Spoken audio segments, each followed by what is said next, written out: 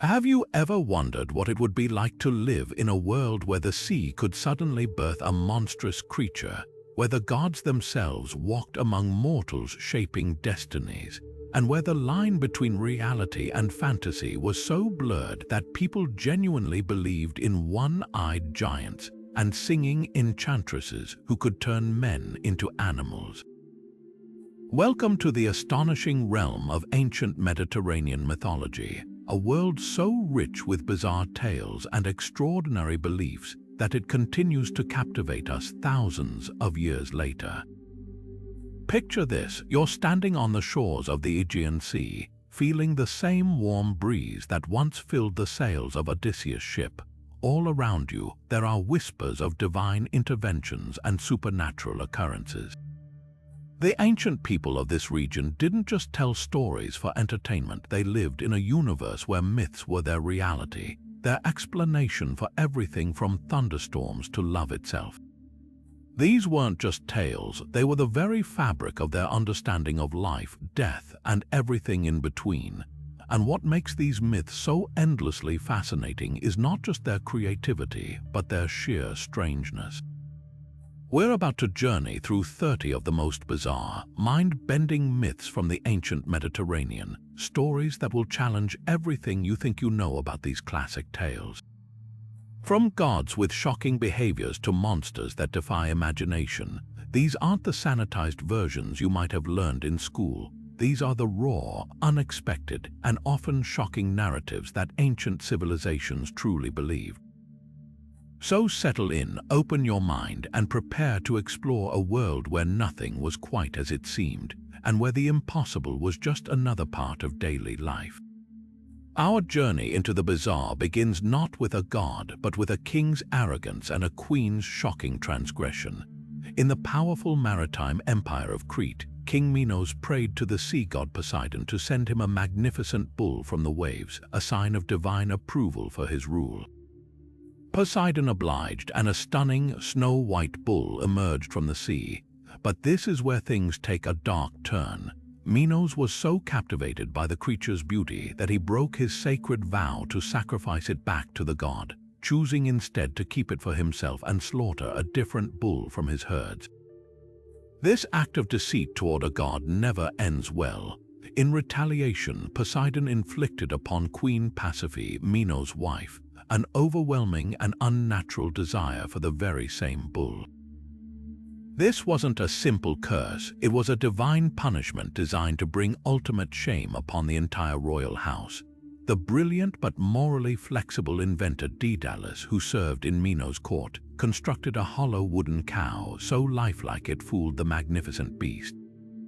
Hiding the queen inside this artificial construct, he facilitated a union so unnatural it resulted in the birth of a monster, the Minotaur. This was no ordinary beast. It possessed the powerful body of a man and the fearsome head of a bull, and it had an insatiable appetite for human flesh. King Minos, now doubly shamed first by his wife's actions and then by the living proof of that transgression, could not bring himself to kill the creature, yet he needed to contain this horrific secret. He once again turned to Daedalus, commanding him to build an inescapable prison. The result was the Labyrinth, an architectural marvel and a terrifying maze of winding, confusing passages from which no one who entered could ever find their way out. It was a masterpiece of confinement, a beautiful and complex prison for a grotesque inmate, but the story's cruelty deepens. When Minos' son, Androgeos, was killed by Athenians, the Cretan king demanded a brutal recompense. Every 9 years, or in some versions, every single year, Athens was forced to send 7 young men and 7 young women as tribute. These 14 youths were not sent as slaves or servants. They were delivered as living sacrifices, thrown into the labyrinth to be lost in its endless corridors before finally being hunted down and devoured by the ravenous Minotaur. This grisly tax continued for cycles, a testament to Minos' wrath and the utter helplessness of Athens, until a hero named Theseus volunteered to be part of the tribute, vowing to end the nightmare. Now, from the confines of a subterranean maze, we emerge onto the open sea, where a different kind of trap awaited ancient mariners, one not of stone and shadow, but of sound. If the Minotaur represented a monstrous end born from physical desire, the Sirens promised a doom that was almost intellectual, a peril that targeted the mind itself. These were not simple monsters to be fought with a sword. They were the embodiment of irresistible temptation, and their weapon was a song so perfectly beautiful it could make a man willingly sail to his own destruction. The most famous account comes from Homer's Odyssey, where Circe the enchantress warns Odysseus of the path ahead. She describes the Sirens' meadow, a place littered with the sun-bleached bones and shriveled skin of the men who came before, a gruesome shoreline where their ship had been lured onto the razor-sharp rocks by an irresistible melody. Their song wasn't just music, it was a psychic attack. They promised ultimate knowledge, singing, "Come hither, renowned Odysseus, great glory of the Achaeans. Here stay thy bark, that thou mayest listen to the voice of us twain. For none hath ever driven by this way in his black ship, till he hath heard from our lips the voice sweet as the honeycomb, and hath had joy thereof, and gone on his way the wiser." Think about that for a moment. They weren't offering mere entertainment. They were offering total wisdom, everything that had ever happened on the fruitful earth. For a hero like Odysseus, a man whose entire identity was built upon his cunning intellect and his relentless pursuit of knowledge and glory, this was the ultimate test. To hear everything, to know everything, was a temptation far greater than any physical pleasure. It was a promise designed specifically to unravel the very core of his being. Odysseus, ever the strategist, devises a brilliantly simple plan to experience the song without succumbing to its fatal price. He has his crew plug their ears with beeswax, rendering them deaf to the enchanting melody.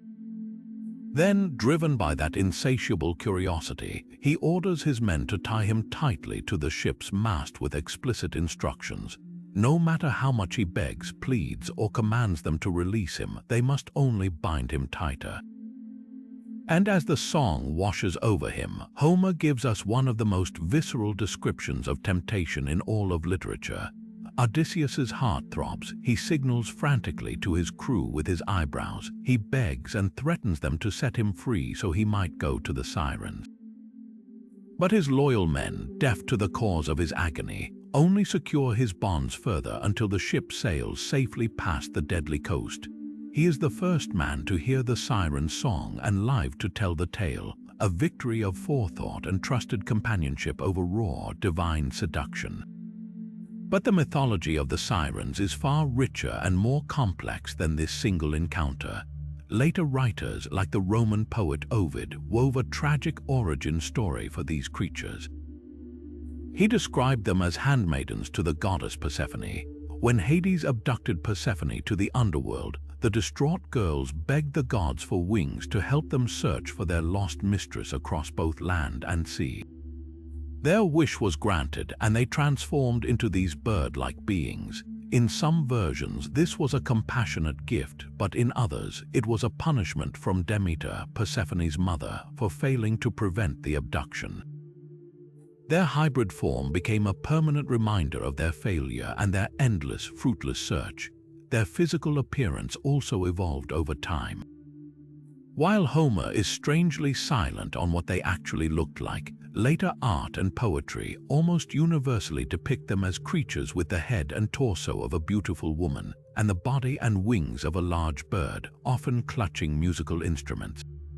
This harpy-like form makes them liminal beings caught between the human and the animal, the earthly and the divine, much like their song, which existed in the space between life-giving art and soul-destroying obsession.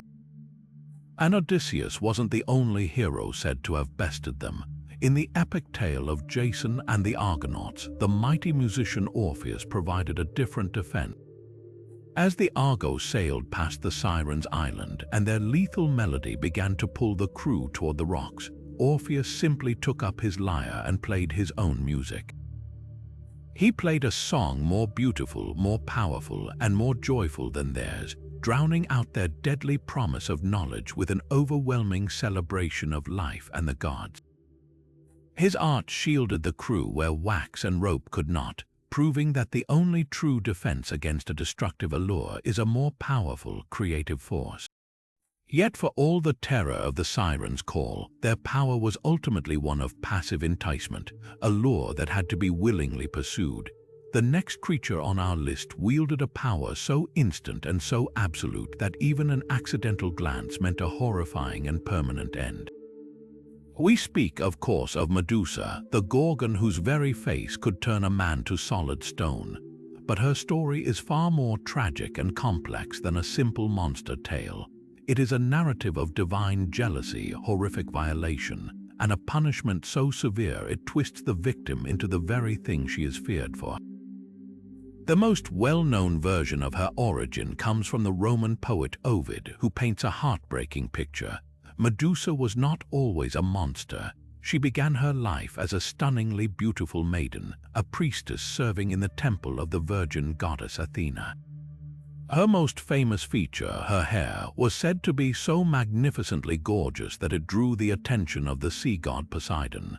What happened next in that sacred space is a subject of ancient debate, but Ovid's account is stark and brutal. Within the sanctified walls of Athena's own temple, Poseidon sexually assaulted the young priestess. This act of profound sacrilege, this violation of both a woman and a holy space, should have made Medusa the object of divine sympathy. Instead, it invoked the terrifying wrath of Athena. The goddess, enraged that her temple had been defiled, turned her fury not on the god who committed the act, but on the mortal woman who was his victim. In a cruel and twisted act of blaming the victim, Athena transformed Medusa's greatest asset, her beautiful hair, into a writhing nest of venomous snakes. Her lovely face was contorted into a grotesque visage with bulging eyes, a lolling tongue, and boar-like tusks. Most horrifying of all, anyone who dared to look upon her new form would be instantly petrified, their body frozen into a permanent statue of cold, unfeeling stone. Her sisters Athena and Uriel were likewise transformed, though unlike Medusa, they were granted immortality. Medusa alone remained mortal, forever marked as the primary target for any hero seeking glory. And that hero was Perseus, the son of Zeus and Athena, tasked with retrieving the Gorgon's head by the tyrant Polydectes, who expected the young man to die in the attempt. Perseus received divine aid. The gods, perhaps seeing an opportunity to finally clean up the monstrous problem they had created, equipped him thoroughly. From Athena, he received a highly polished bronze shield as reflective as a mirror. From Hermes, he was given winged sandals to fly, along with a cap of invisibility from Hades and a mighty adamantine sword from Zeus. He first journeyed to the Griae, three ancient hags who shared one eye and one tooth between them. By stealing their single eye, Perseus forced them to reveal the location of the Gorgon's lair. Using the reflective surface of his shield to avoid looking directly at Medusa, Perseus crept into the cave where she slept amidst the stone figures of her previous victims, men and animals caught mid-stride, forever frozen in terror. In one swift, precise motion, guided by the reflection, he swung the divine sword and severed her head from her neck. From the bleeding neck sprang two children, the winged horse Pegasus and the giant Chrysaor, further evidence of her earlier union with Poseidon. Perseus stuffed the still dangerous head into a special pouch called a kibises and used the cap of invisibility to escape the furious pursuit of her immortal sisters. But the story doesn't end with her death. Medusa's severed head retained its potent power, becoming Perseus's most powerful weapon. He later used it to rescue the Princess Andromeda by turning the sea monster Cetus to stone, and ultimately to fulfill his original quest, petrifying the tyrannical Polydectes and his entire court after revealing the head as proof of his success. Eventually, Perseus gave the head to Athena, who affixed it to the center of her aegis, a protective goatskin shield. There it remained, a permanent fixture of divine armor. its petrifying gaze forever neutralized but its fearsome visage still potent enough to strike terror into the hearts of the goddess's enemies. The victim, transformed into a monster, was then transformed again into a weapon, her image used for protection by the very deity who had cursed her in the first place, a final, chilling layer to a myth that is as much about the cruel paradoxes of power as it is about monsters and heroes. After the eerie silence that followed the Sirens' defeated song and the chilling permanence of Medusa's stone gaze, our next encounter plunges us into a more visceral, primal kind of terror. We leave the subtle dangers of temptation and petrification behind for a cave where the threat is brutally straightforward, a giant who wants to eat you.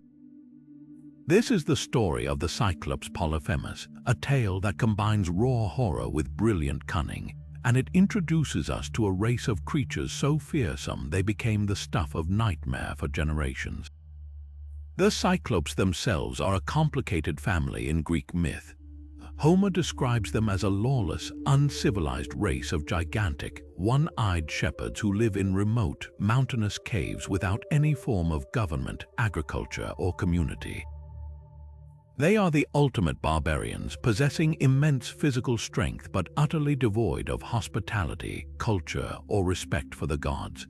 This stands in stark contrast to another tradition where Cyclopes are master blacksmiths, the assistants of the god Hephaestus who forged Zeus's thunderbolts and built the mighty walls of Mycenae.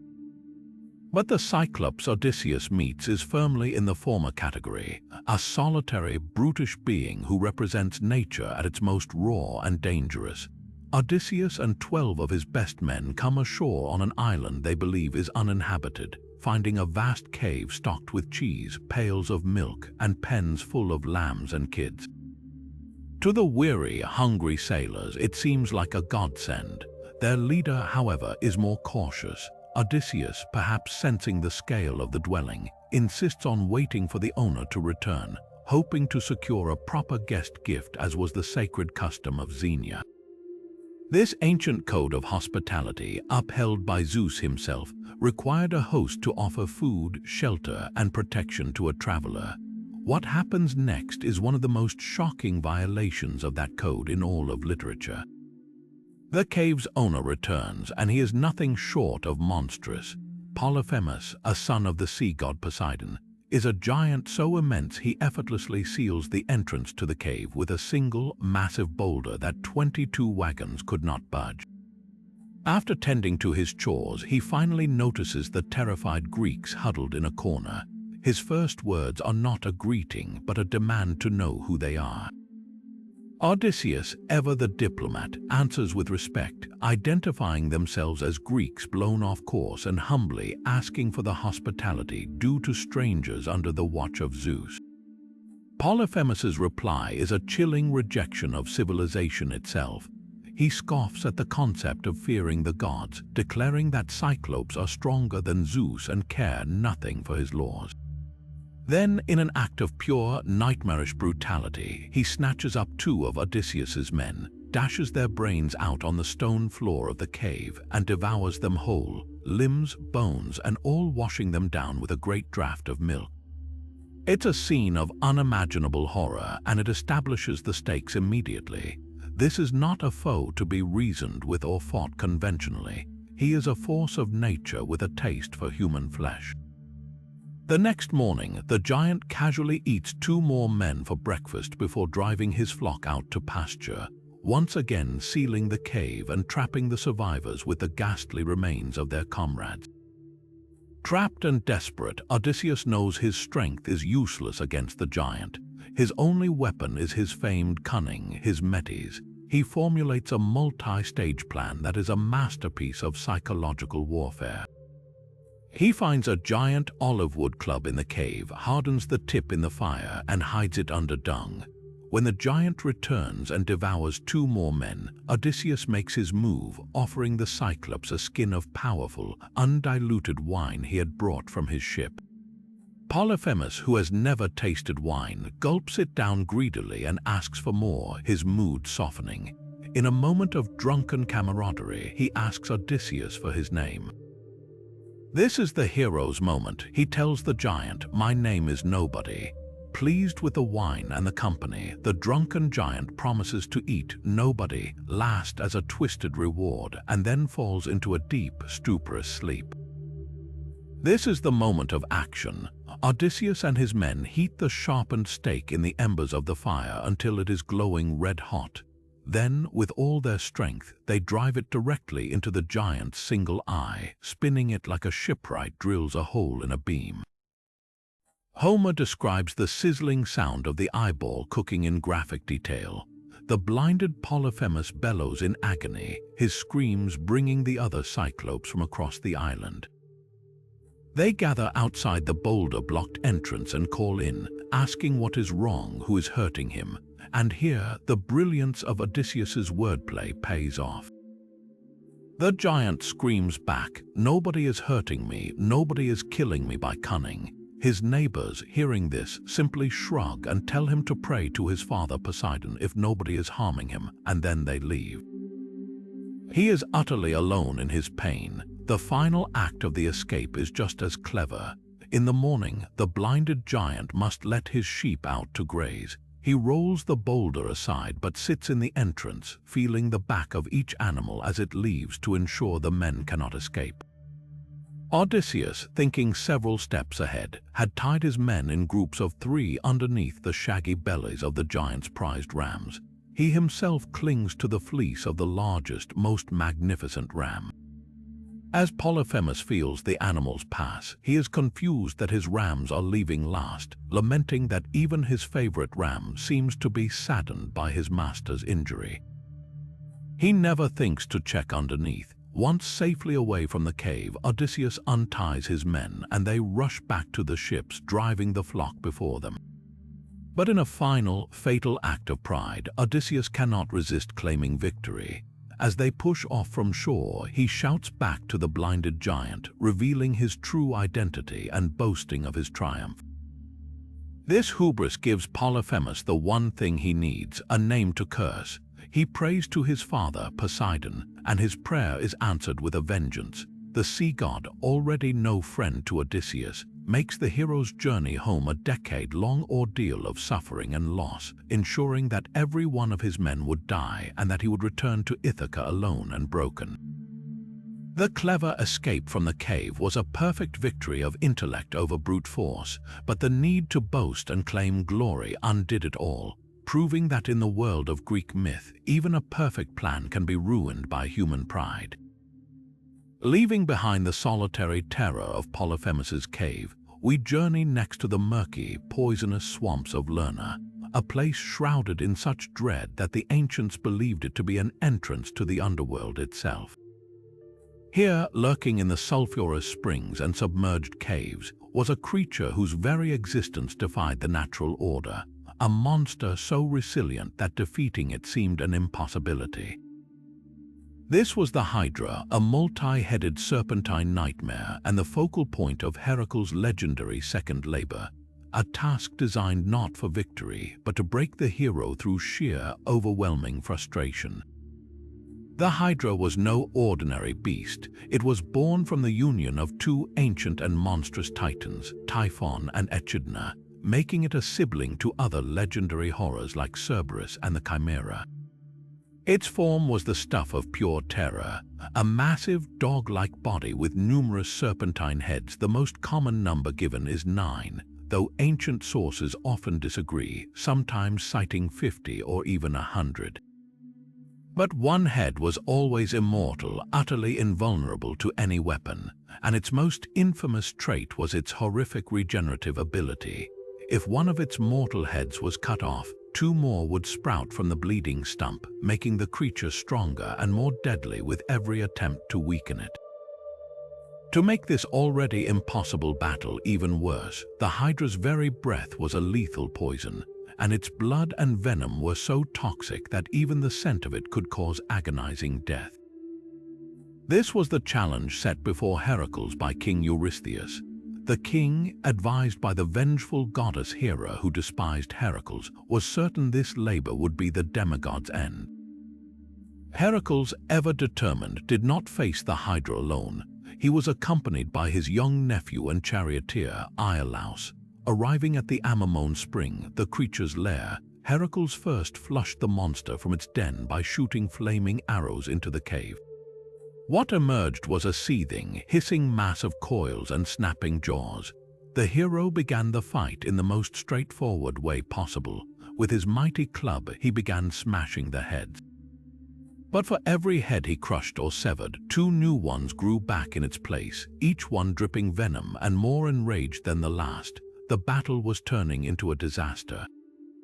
To compound the nightmare, a giant crab, sent by Hera to aid the Hydra, scuttled out of the swamp and latched onto Heracles' foot, attempting to distract him. The hero, in a fit of rage, simply crushed the crab under his heel, a minor inconvenience that would later earn the crustacean a place in the stars as the constellation Cancer. But the central problem remained utterly unsolved. The Hydra was growing larger and more powerful with every passing moment, its multiplying heads threatening to overwhelm the hero completely. It was here that Heracles' raw strength needed to be paired with strategic thinking. Recognizing the futility of his current approach, he called for Iolaus. Together, they devised a brilliantly simple yet brutal solution. As Heracles would lop off one of the Hydra's heads, Iolaus would immediately cauterize the bleeding neck stump with a blazing torch, searing the flesh shut and preventing the 2 new heads from regenerating. This teamwork transformed an impossible fight into a grueling but manageable process. Head by head, they worked their way through the mortal ones until only the single immortal head remained. For this final, invulnerable head, Heracles could not simply cut and cauterize. He had to change tactics once more. He drew his golden sword, or in some versions a special adamantine blade, and severed the immortal head. He then quickly buried it deep under a massive rock at the side of the road, where it could still hiss and spew its poison but could no longer harm anyone. But the hero's ingenuity didn't stop there. Ever the opportunist, Heracles realized the Hydra's poisonous blood could become his most potent weapon.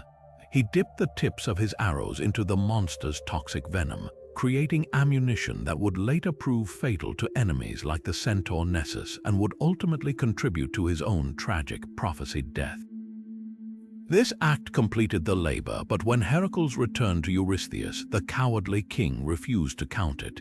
He declared that since Heracles had received help from Iolaus, the labor was not completed alone and therefore did not count, a technicality that only added to the immense pile of injustices the hero was forced to endure. The myth of the Hydra resonated deeply with ancient audiences because it was about more than just a monster fight. It was a powerful allegory for the kind of problems that grow worse the harder you fight them without the right strategy. A political rebellion, a spreading plague, or a personal flaw all can be Hydras, multiplying their complications when attacked with brute force alone. The story champions the virtues of collaboration and cleverness, showing that even the greatest strength is useless without a partner to provide the crucial supporting action. Heracles' victory was not his alone. It belonged to the team of the brawn and the brain, the striker and the strategist. And in burying the final, immortal head, the myth reminds us that some threats can never be truly destroyed, only contained and managed, their toxic influence locked away beneath a stone, forever waiting for a foolish traveler to dare to lift it. Emerging from the toxic mists of Lerna, we now turn our gaze toward the skies and a very different kind of elemental fury. If the Hydra was a creature of regenerative, watery horror, our next myth embodies the untamed, destructive power of fire itself. This is the tale of the Chimera, a monstrous hybrid that seemed to be a living, breathing contradiction, a patchwork nightmare that should not exist, yet it rampaged across the countryside, burning everything in its path with a breath of pure flame. The very description of the Chimera sounds like a mad god's experiment. Ancient poets like Homer and Hesiod describe it as being a lion in front, a serpent behind, and a goat in the middle. Imagine that for a moment. The formidable head and powerful mane of a lion, the body and head of a goat erupting grotesquely from its back, and a tail that ended in the head of a living, hissing serpent.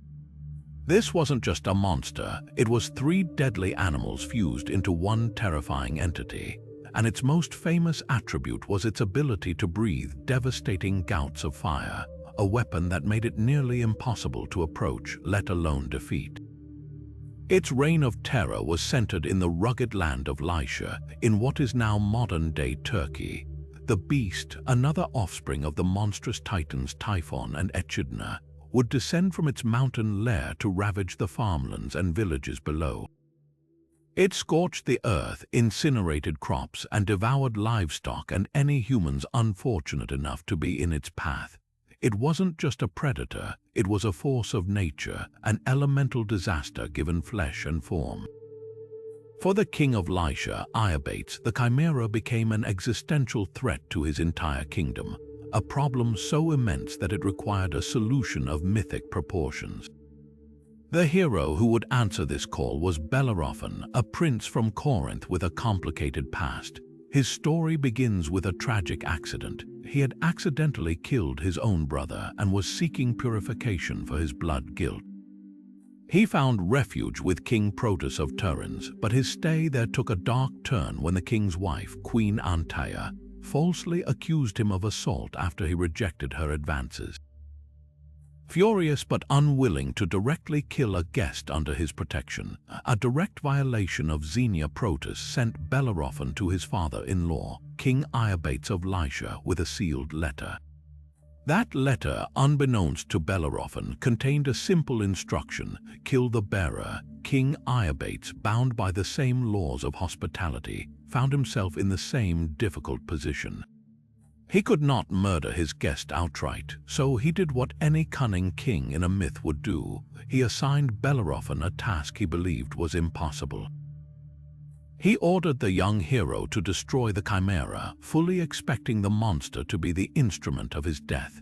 But Bellerophon had a secret weapon, one that would change the very nature of the battle: the winged horse Pegasus. This was no ordinary steed. Pegasus was a divine creature, born from the blood of the beheaded Medusa when she was slain by Perseus. Capturing the free-spirited, soaring horse was a challenge in itself. According to the most common version, the goddess Athena intervened, giving Bellerophon a golden bridle and instructing him to sleep on the altar of her temple. In a dream, she appeared to him and told him the bridle would tame the horse. He awoke to find the bridle in his hand and soon found Pegasus drinking at the Pierian spring. With the divine bridle, he was able to gentle and mount the magnificent creature, forging a partnership between man and myth. Now armed with the ultimate advantage, aerial mobility, Bellerophon flew to confront the chimera. The traditional tactic of a ground assault would have been suicide, as the beast could simply roast any warrior who came within range. But from the back of Pegasus, Bellerophon could evade the blasts of fire swooping down from above. The most famous account of the battle describes his method. He fixed a lump of lead to the tip of his spear. He then guided Pegasus on daring dives, maneuvering close enough for the chimera to open its mouth and unleash its fiery breath. At that exact moment, Bellerophon thrust his spear, lodging the lump of lead directly into the creature's throat. The monster's own immense heat then came into play, melting the lead. The molten metal poured down its throat, scalding its internal organs and choking it, leading to a gruesome and agonizing death from within.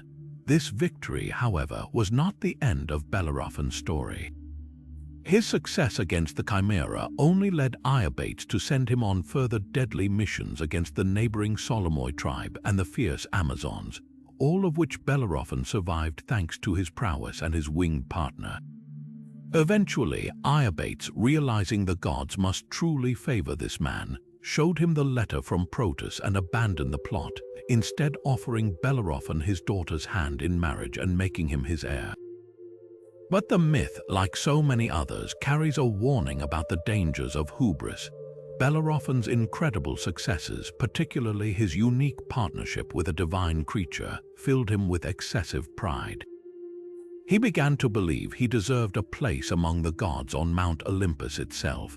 He mounted Pegasus and attempted to fly directly to the home of the gods.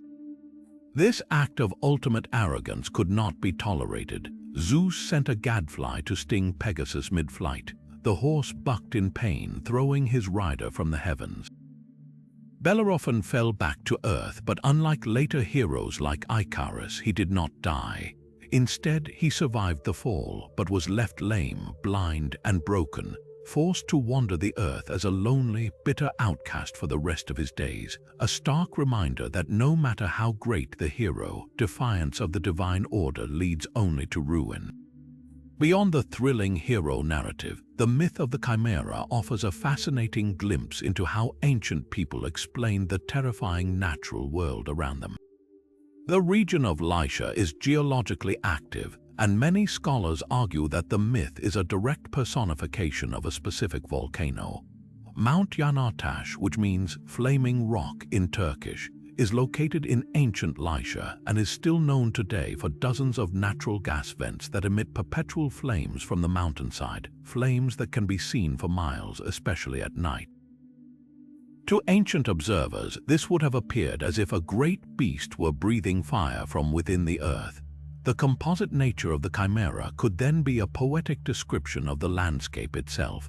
The mountain might have had a lion-shaped rock formation at its base, a goat-grazed plateau on its slopes, and serpentine fissures and lava flows snaking down its sides. The myth, in this light, becomes a breathtakingly creative effort to make sense of a terrifying and inexplicable natural phenomenon, transforming a geological marvel into a story of heroic triumph. From the volcanic fury of the Chimera, we journey now to the dusty roads leading to the great city of Thebes, where a different kind of monster held an entire kingdom hostage. This was not a beast to be slain by force or flight, but one that demanded a victory of pure intellect. Perched on a high rock overlooking the city gates was the Sphinx, a hybrid creature with the head of a woman, the body of a lion, the wings of an eagle, and a mind for cruel, psychological warfare. Her weapon was not claw or flame, but a simple question, a riddle that had already claimed the lives of countless Thebans and plunged the city into a deep despair. Sent by the gods as a punishment, most often said to be the wrath of Hera against the Thebans for the crimes of their late king, Laius the Sphinx's method was uniquely terrifying.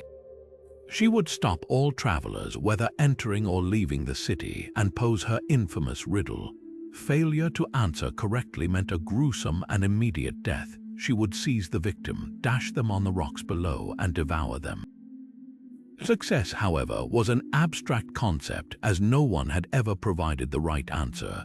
The city was effectively under siege by a single, philosophical predator, its trade and communication cut off, its morale shattered by the constant loss of its finest young men who attempted to solve the puzzle.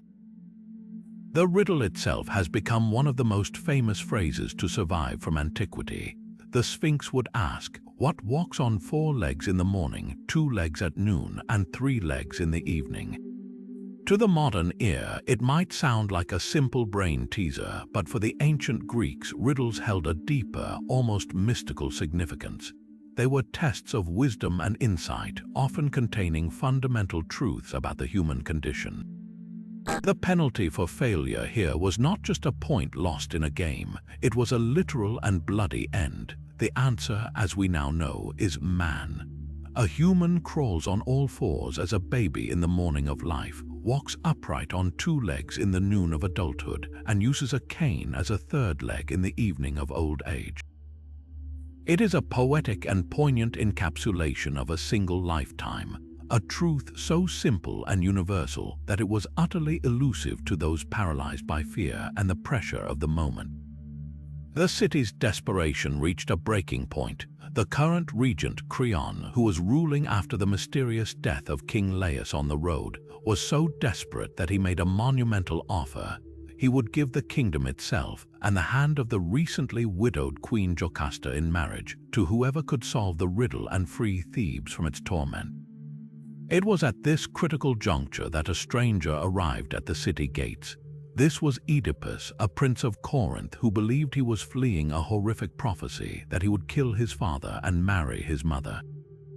Unbeknownst to him, his flight had actually set him on a direct path to fulfilling it. He had already killed a man in a roadside quarrel on his journey, a man who was, in fact, his true father, King Laius. Now determined and intelligent, he approached the Sphinx's perch. When the monster posed her riddle, Oedipus did not hesitate. He saw through the metaphor instantly and answered correctly, man. It was a moment of supreme triumph for human reason over monstrous enigma. The Sphinx's power was broken. According to most versions of the myth, upon hearing the correct answer, the creature let out a terrible shriek of defeat and threw herself from the rock to her death. The road to Thebes was open, the people were saved, and Oedipus entered the city as a conquering hero. He was joyfully given the throne and married Jocasta, his biological mother, thereby unknowingly fulfilling the second half of the prophecy he had tried so hard to escape. But the story of the Sphinx is far richer than this single encounter. Her very name comes from the Greek word sphingo, meaning to strangle, a chillingly apt description of her method of killing and the hold she had over Thebes. While she is a quintessential figure in Greek myth, her origins are likely much older, borrowed from Egyptian mythology. The Egyptian Sphinx, however, was a very different entity. Typically portrayed as a male figure with the body of a lion and the head of a pharaoh, often wearing a royal headdress, it was a benevolent guardian of tombs and temples, a symbol of royal power and solar divinity, not a malicious monster. The Greek poets transformed this image into something far more sinister and feminine, a change that reflects their own cultural storytelling needs, creating a fearsome female antagonist to be outwitted by a heroic male intellect. The myth's enduring power lies in its layers of tragic irony. Oedipus's victory over the Sphinx is the pinnacle of his life, the act that makes him a king and a savior. Yet this very act of intellectual brilliance sets him on the throne of Thebes, directly placing him in the position to enact the horrific prophecy of patricide, an incest that he had spent his life fleeing. His greatest triumph is the catalyst for his ultimate downfall. He could solve the riddle of a monster, but he remained blind to the riddle of his own identity until it was too late. The Sphinx's riddle was about the stages of man, and Oedipus, in solving it, embarked on all three stages himself, his life becoming the ultimate embodiment of the answer he so cleverly provided. After the intellectual duel with the Sphinx, we shift from a solitary test of wits to the greatest team-based adventure in all of Greek mythology. This is the epic quest for the Golden Fleece, a story that sprawls across the known world of the ancients, packed with more bizarre encounters and miraculous escapes than any other. At its heart, it's a tale of a seemingly impossible mission, a crew of legendary heroes, and a princess whose magical prowess would prove far more vital than any sword or shield. The quest begins not with glory, but with a stolen throne. Jason was the rightful heir to the kingdom of Iolcus in Thessaly, but his power-hungry uncle Peleus had seized control. Years later, when a grown Jason arrived to claim his birthright, the wary Peleus set him a heroic task he believed was certain death: journey to the far end of the world, to the kingdom of Colchis, and retrieve the Golden Fleece. This was no ordinary treasure. The fleece was the skin of a magnificent winged ram that had once saved 2 children from a wicked stepmother. After its death, its golden wool was hung in a sacred grove in Colchis, guarded by a massive, unsleeping dragon. It was a symbol of kingship and authority, and Peleus was certain that even if Jason by some miracle survived the journey, he would never survive the Guardian. Undaunted, Jason had a magnificent ship built by the master Argus, and with the blessing of the goddess Athena, it was named the Argo. He then assembled a crew of the greatest heroes from across Greece, a who's who of mythological powerhouses known as the Argonauts. This roster included the mighty Hercules, the divine musician Orpheus, the swift runner Atalanta, the twins Castor and Pollux, and the prophetic seer Phineus, among many others. They were a floating powerhouse of divine and heroic talent, setting sail for the Black Sea and the unknown perils that lay to the east. Their voyage was a sequence of increasingly strange and deadly trials. One of the most famous early challenges was the Symplegades, the clashing rocks. These were two immense, living cliff faces that would crash together with tremendous force, pulverizing any ship that attempted to pass between them. Upon the advice of the seer Phineus, whom they had rescued from the torment of the Harpies, the Argonauts used a clever stratagem. They released a dove to fly through the channel first. As predicted, the rocks slammed together, clipping the dove's tail feathers but allowing it to pass through. The moment the rocks began to rebound, the crew rowed with all their might.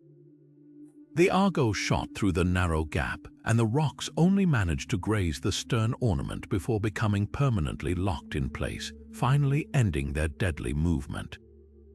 It was a victory of perfect timing and prophecy over brute, destructive nature, but the strangeness was just beginning. Their next major stop was on the island of Crete, which was guarded by the bronze giant Tolos.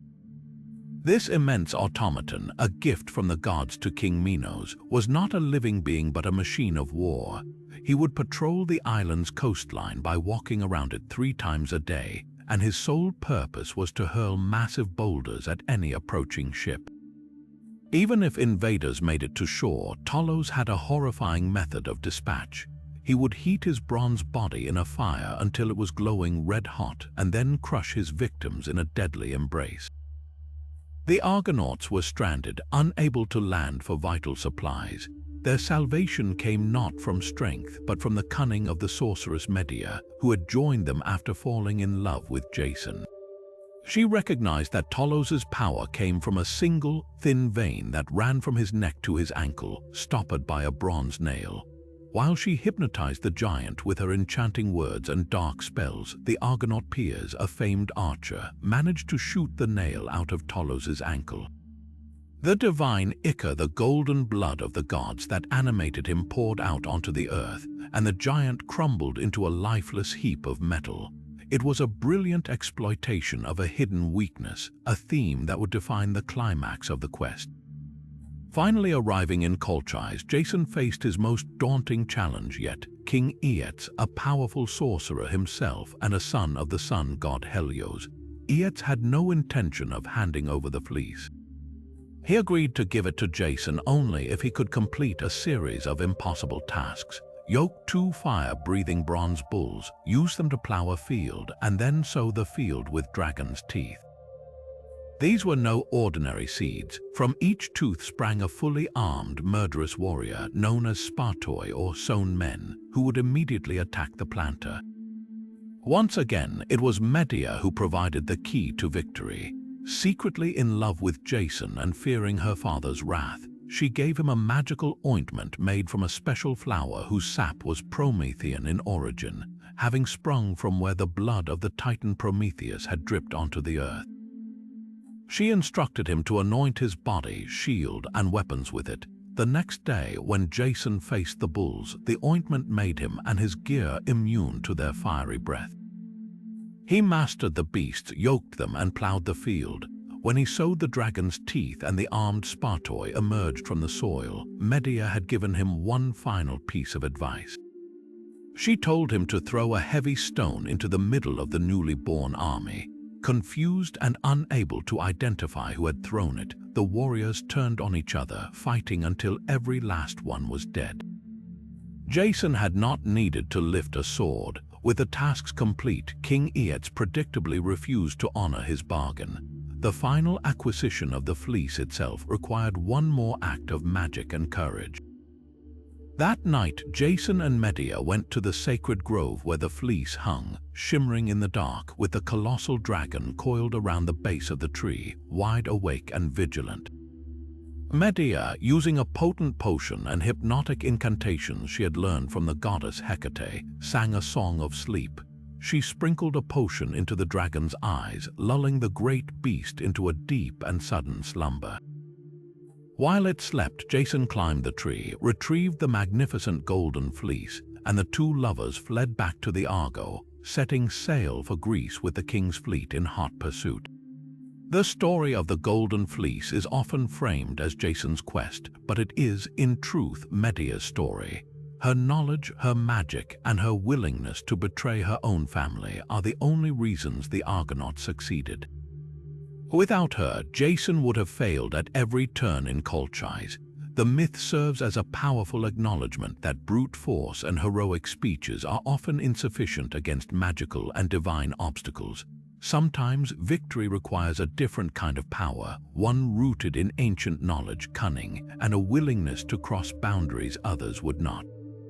The fleece itself, a symbol of rightful kingship, was won through a series of actions that were anything but straightforward, setting the stage for the complex and tragic dramas that would follow Jason and Medea back to Greece.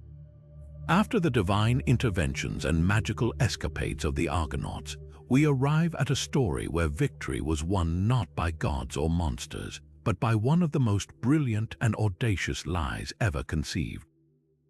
This is the myth of the Trojan horse, the legendary stratagem that brought a decade of brutal warfare to a sudden and devastating end. It's a tale that has become synonymous with deception, a masterclass in psychological warfare that forever cemented the phrase, "Beware of Greeks bearing gifts," into our collective consciousness.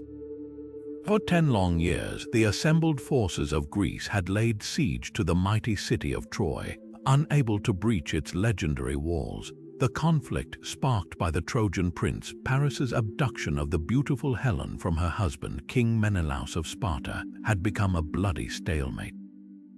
Heroes like Achilles and Hector had fallen, and both sides were exhausted. It was at this point of frustrated inertia that the cunning Odysseus, the hero we first met outwitting the Cyclops, devised a plan so outrageous it just might work. The idea was to construct a colossal, hollow wooden horse, an offering so strange and magnificent it would pique the Trojans' curiosity and override their caution. Under the direction of the master builder Epeius, the Greeks built this massive equine statue from the wood of a sacred cornel tree.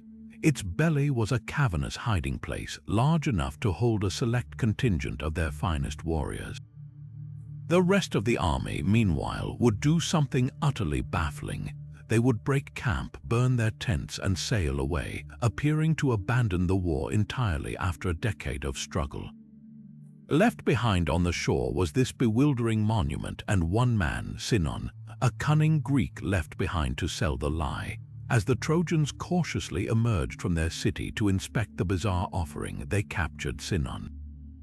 He played his part to perfection, spinning a heartbreaking tale of betrayal and divine wrath.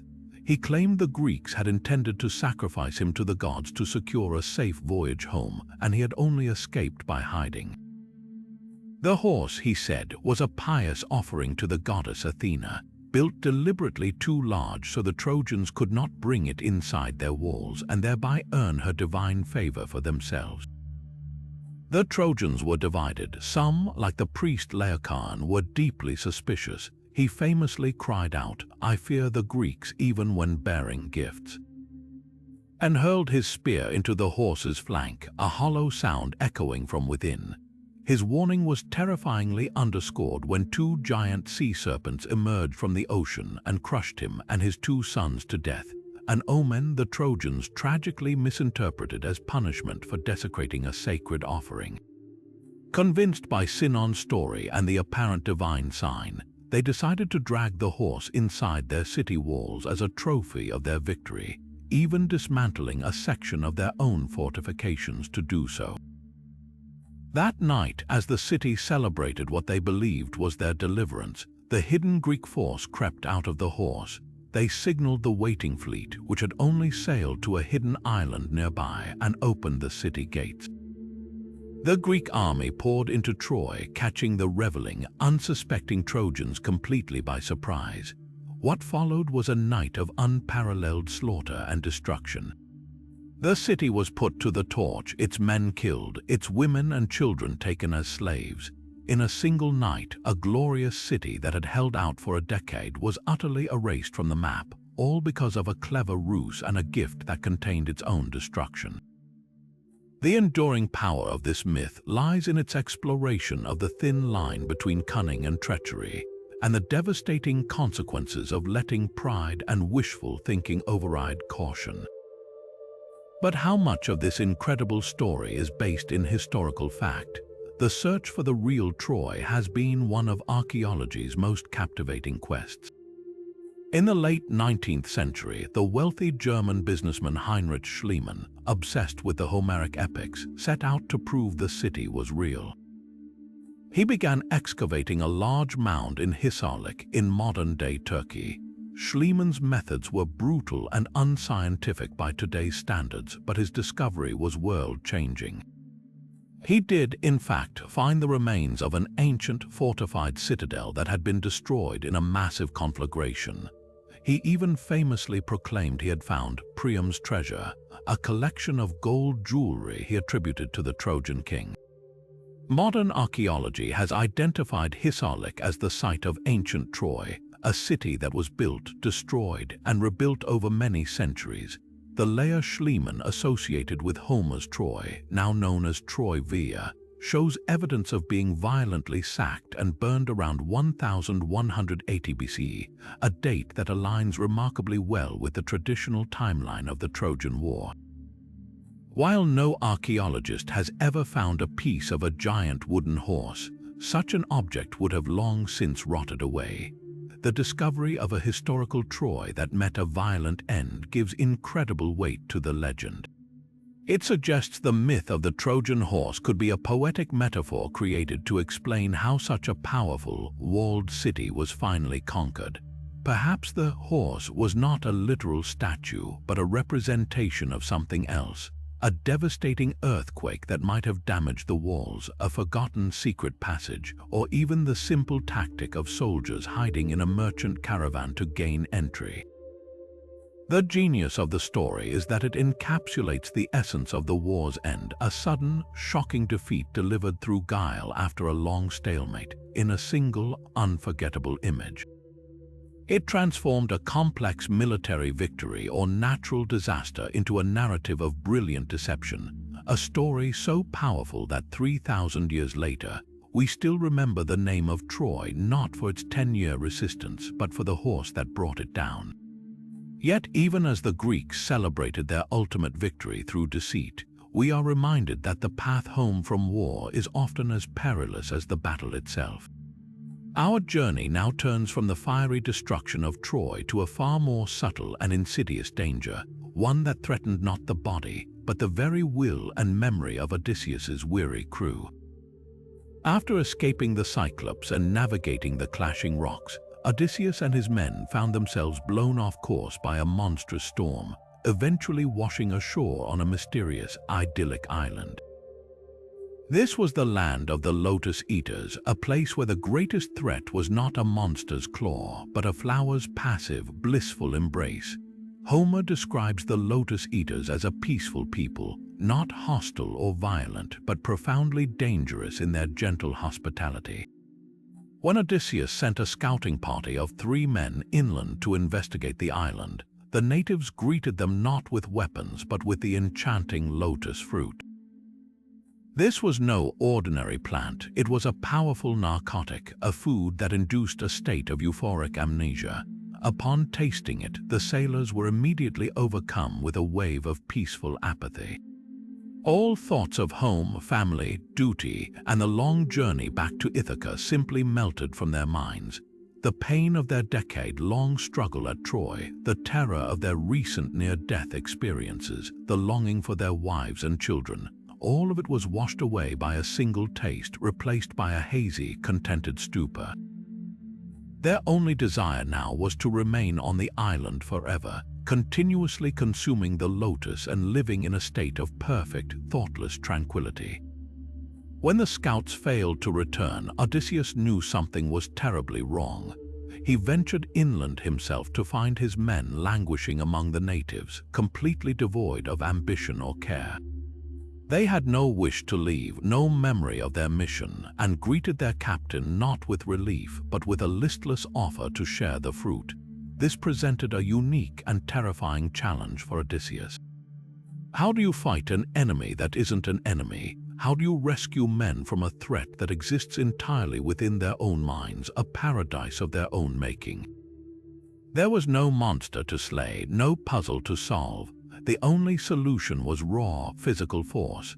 Odysseus, realizing persuasion was useless against this chemical bliss, dragged his mesmerized crewmen back to the ships, kicking and screaming in protest. He had to tie them down under the rowing benches to prevent them from leaping into the water and swimming back to shore for another taste of the forgetful fruit. It was a brutal, ugly rescue, a stark contrast to the intellectual victory over the Sirens or the physical battle with the Cyclops.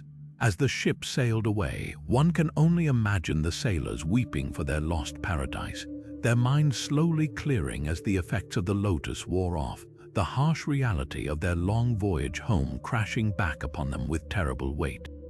The power of this myth lies in its terrifying relatability. The Lotus Eaters represent the ultimate temptation of giving up. After years of struggle and trauma, the allure of simply checking out, of surrendering ambition and memory for a life of numb comfort, is a profoundly human desire. The island is a metaphor for any addiction or escapism that promises to erase pain, but at the cost of one's identity, relationships, and purpose. For veterans like Odysseus and his men, suffering from what we would now call post-traumatic stress, the promise of forgetting the horrors of war must have been an almost irresistible siren call. This story also forces us to ask a difficult question. Is remembering always a virtue? The crew's suffering was caused by their memories. The Lotus offered them peace by taking those memories away. Odysseus, in forcing them to remember, was also forcing them to suffer. He chose the painful path of memory and duty over the peaceful path of oblivion, believing that the struggle to return home and reclaim their identities was worth the pain. The myth doesn't provide an easy answer, but it beautifully frames the eternal human conflict between the desire for a painless existence and the hard, often painful, work of pursuing a meaningful one. The island of the Lotus Eaters remains one of the most psychologically complex and haunting stops on Odysseus's journey, a quiet cove of surrender that was almost more deadly than any monster's lair. Yet this idyllic island of forgetfulness presents a stark contrast to the world we enter next, a world not of passive surrender but of fierce, active competition, a competition that would pit the skill of a mortal against the power of a goddess with truly chilling consequences. Our next myth takes us from the hazy shores of apathy to the sharp, clear tensions of artistic pride, exploring a confrontation that questions the very source of human creativity and the terrifying price of challenging the divine order. This is the haunting story of Arachne, a mortal weaver whose unparalleled talent led her to commit the ultimate sin of hubris, resulting in a transformation that would forever change her and indeed the natural world. Arachne was not a princess or a noblewoman. She was a simple shepherd's daughter from the region of Lydia, but her skill at the loom was anything but simple. She was a prodigy, a virtuoso whose breathtaking tapestries were said to be a gift from the gods themselves. The nymphs would abandon their groves and streams just to watch her work, mesmerized as her swift fingers guided the shuttle. The scenes she wove were so lifelike they seemed to breathe. Flowers appeared to exude a real fragrance, and people in her tapestries seemed poised to step right out of the cloth and speak.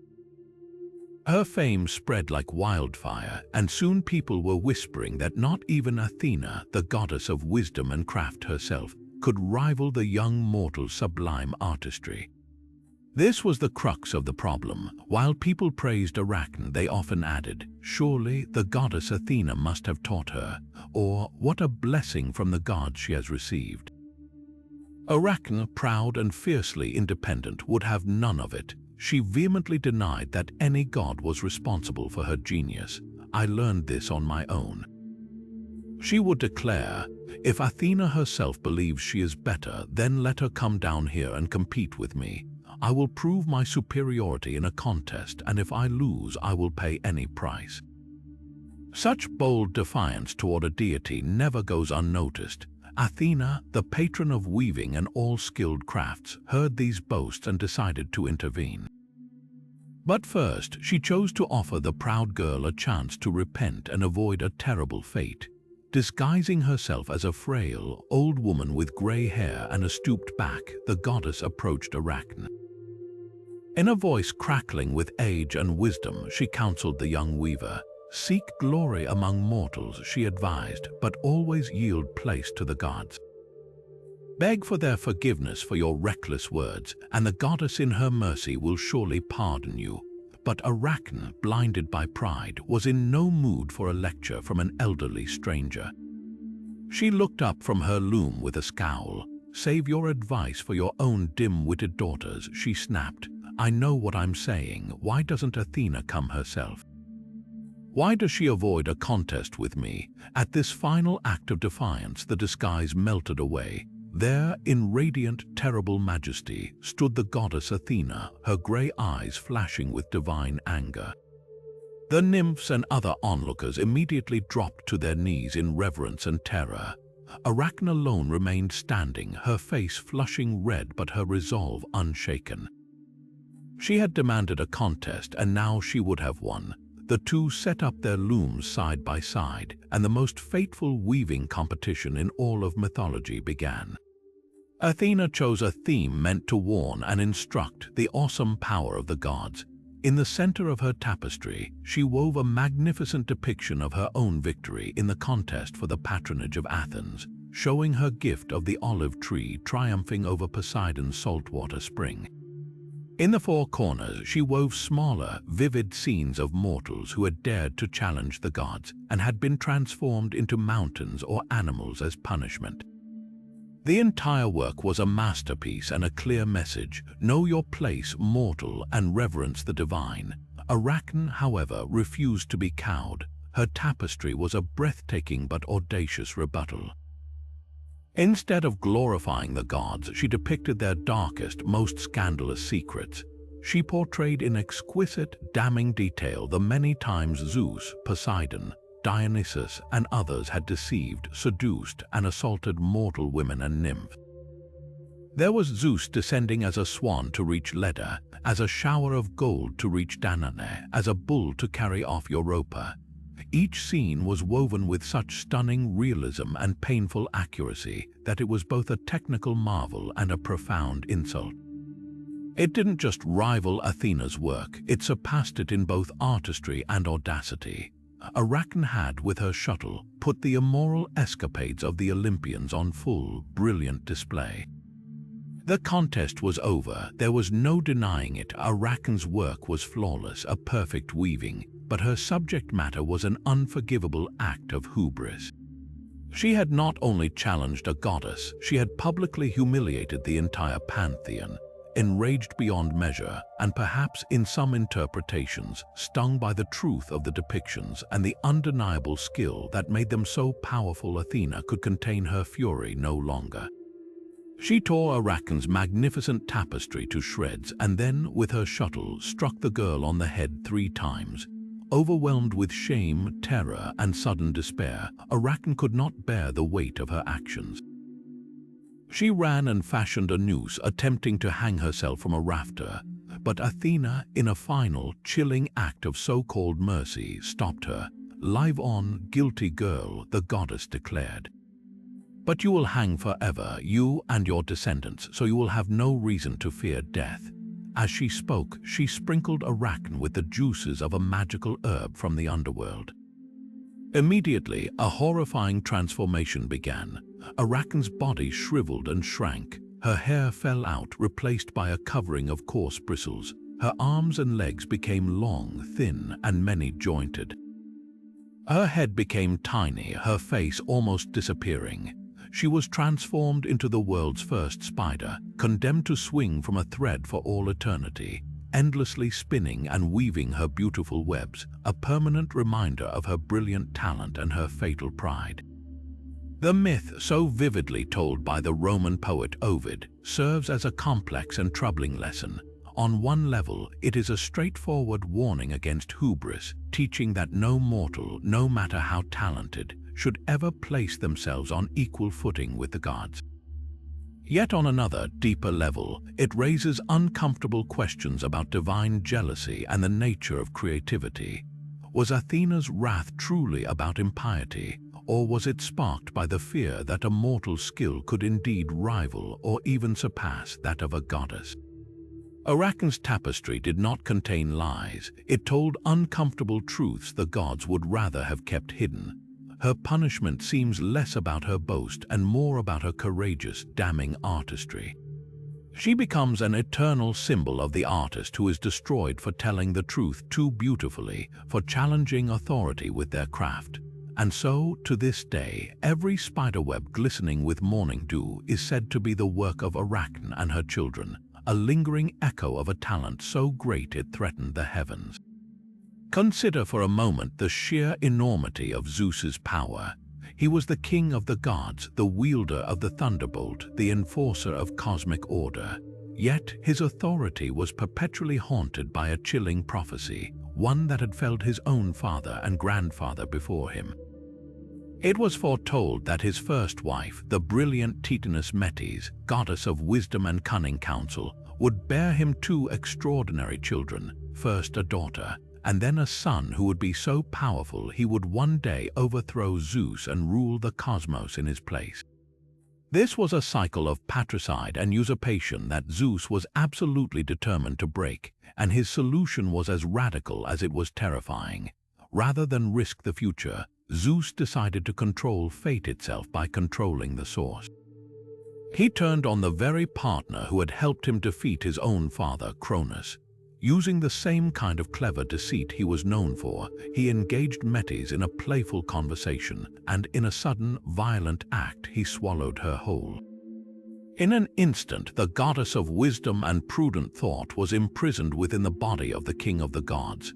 He had not just circumvented the prophecy, he had internalized it, believing that by containing Metis within himself, he could possess her wisdom permanently and prevent her from ever bearing the child destined to overthrow him.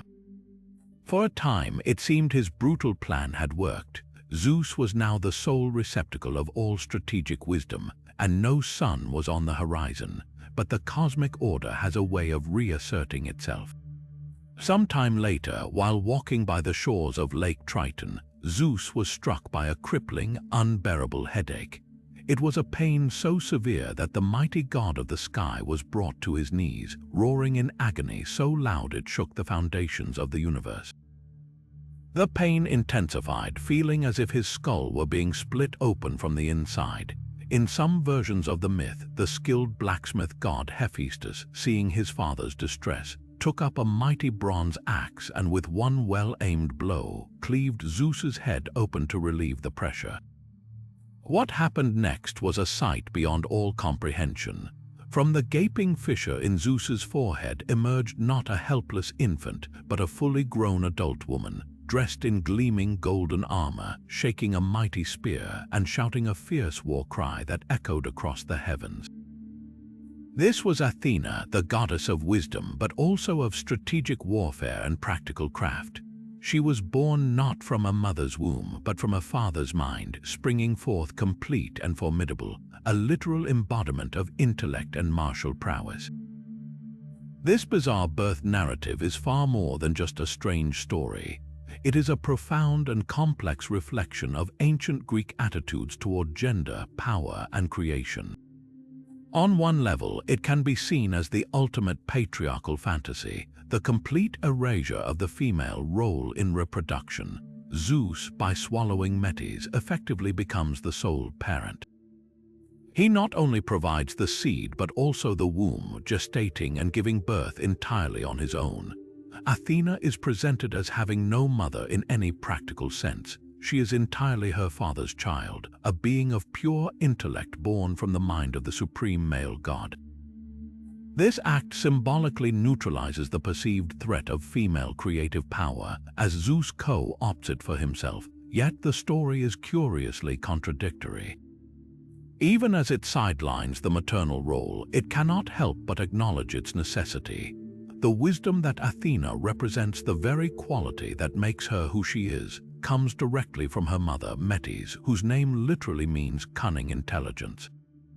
Zeus may have given birth, but the essential material, the core of Athena's identity, was provided by the goddess he consumed. Athena is therefore a walking paradox, a goddess born solely from a male, yet one whose entire being is a tribute to the feminine wisdom she embodies. She becomes the ultimate negotiator between these two spheres, a female deity who champions primarily male-dominated pursuits like warfare and statecraft, yet one who also protects the women's crafts of weaving and pottery. Her very nature reflects this duality. She is a warrior, but not a brute like Ares. Her domain is strategic warfare, the general's intellect, the clever plan that wins the battle without needless slaughter. She is the patron of the polis, the city-state, a realm of law, order, and civilized debate, all products of applied wisdom. In this way, her birth from Zeus's head perfectly encapsulates her essence. She is reason and strategy made manifest, a divine force that champions the power of the mind over the chaos of brute force, a concept that would become a cornerstone of Greek philosophical thought and their ideal of civilized life. Yet even the ultimate power of Zeus pales before the sheer, chilling horror of a king who sought not to challenge the gods, but to deceive and test them in the most grotesque way imaginable. From the intellectual birth of Athena, we descend into the deepest pits of the underworld to witness a punishment so perfectly cruel it has given its name to our most tormenting desires, the eternal agony of Tantalus. His story is not one of battle or monster slaying, but of a host who betrayed the most sacred trust of the ancient world, resulting in a penalty that is the very definition of poetic justice. Tantalus was no ordinary mortal. As the king of Sipylus in Lydia, he was a figure of immense privilege, enjoying a rare and enviable status among men. He was a son of Zeus himself and a favorite of the Olympian gods, who frequently invited him to dine at their celestial table on Mount Olympus. He was privy to their divine conversations, their ambrosia and nectar, and their secrets. This intimacy, however, bred in him not humility but a dangerous and arrogant pride. He began to believe he was their equal, and this fatal delusion led him to commit a series of unspeakable acts to prove his point. The most famous and revolting of his crimes is the one that sealed his fate. In an attempt to test the gods' famed omniscience, to see if they could truly discern the nature of what they were eating, Tantalus committed an atrocity that violated every law of nature and divinity.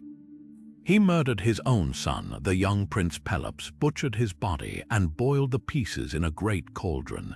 He then served this horrific stew to the gods at a banquet, presenting his own son as the main course. It was an act of such profound blasphemy that it defies comprehension, a direct assault on the bonds of xenia or guest friendship and the very sanctity of the family. The gods, of course, were not fooled. They immediately recognized the abomination set before them. In horror and disgust, they turned away from the feast, refusing to partake in the meal. All, that is, except one, the goddess Demeter, who was deep in mourning for her lost daughter Persephone and distracted by her grief, unconsciously ate a portion of the shoulder. For this reason, when the gods decided to restore Pelops to life, the great healer Hephaestus had to fashion a new ivory shoulder for the boy, a gleaming replacement that became a legendary mark of his lineage. The outrage of the gods was absolute. Tantalus had not only murdered his child, he had violated the sacred bond between host and guest, attempted to trick the divine, and committed an act of cannibalism so heinous it threatened the very order of the cosmos. His punishment, therefore, had to be eternal, and it had to be a perfect mirror-like reflection of his crimes. For the sin of treacherously withholding sustenance from the gods, he would be eternally denied sustenance himself. The poets describe his torment in the underworld with terrifying clarity. He stands in a beautiful, clear pool of water that comes up to his chin, beneath the branches of a fruit tree heavy with ripe pears, pomegranates, figs, and olives. He is perpetually tormented by insatiable thirst and crushing hunger, but whenever he bends his head to drink, the water miraculously recedes, draining away into the earth until only dark, dry mud remains at his feet. Whenever he reaches up to pluck a piece of fruit, a gust of wind blows the branches just out of his grasp, or they tilt upwards, making the lush fruit hang mockingly above him. He is forever in sight of nourishment, forever desperate for it, but forever unable to attain it. His name gives us our word, tantalize, meaning to torment or tease someone with the sight or promise of something that is unobtainable. But the horror doesn't end with hunger and thirst. As a final, crushing symbol of his transgression, a massive, overhanging rock is suspended precariously above his head, perpetually on the verge of plummeting down to crush him. This constant, looming threat of annihilation adds a layer of psychological terror to his physical suffering, a never-ending anxiety that completes his comprehensive damnation. His punishment is a masterpiece of divine retribution, designed to attack every sense and every hope, making his existence an unending cycle of desire, frustration, and dread.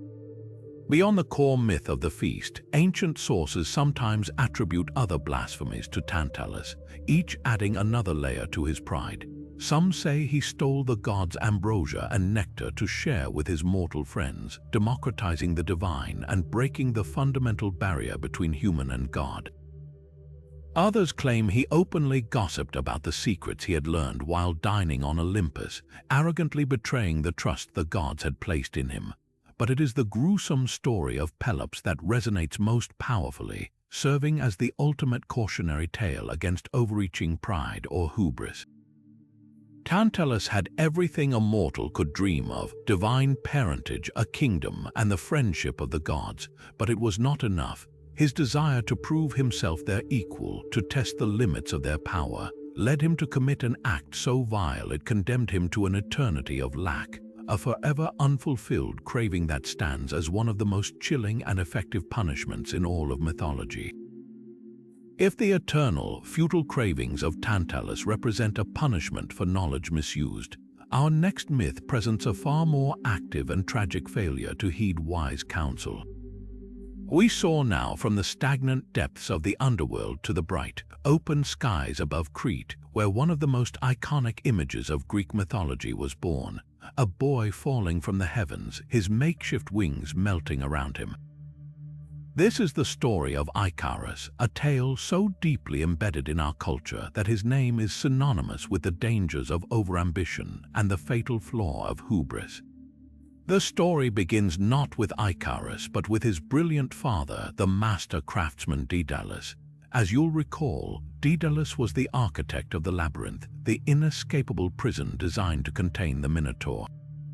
But after aiding King Minos, Daedalus and his young son Icarus found themselves imprisoned within their own creation, or in some versions, locked away in a high tower. The reason for their imprisonment varies. Some say Minos was furious Daedalus had helped Queen Persephone with the wooden cow that led to the Minotaur's birth, while others believe the king simply wanted to hoard the inventor's genius, preventing him from sharing his knowledge with other kingdoms. Whatever the cause, the brilliant mind that built the maze was now trapped by it, and for a man like Daedalus, a physical prison was merely a problem to be solved. Looking out at the sea, which was patrolled by Minos' ships, Daedalus realized escape by water or land was impossible. His only remaining avenue was the one place the king could not guard, the open sky. And so he turned his intellect to the problem of flight. He began gathering feathers from the birds that nested near their prison, collecting them in secret. He carefully sorted them by size, from the smallest to the largest, and then fastened them together with thread and wax, fashioning them into the shape of a bird's wing, with a gentle curve to mimic nature's own design. He created 2 great wings for himself and a smaller, matching pair for his son. It was a stunning act of technological imagination, an ancient vision of human-powered flight born from sheer necessity and genius. Before they leapt from their prison window, Daedalus gave Icarus the most crucial of instructions, a warning that would become the heart of the myth.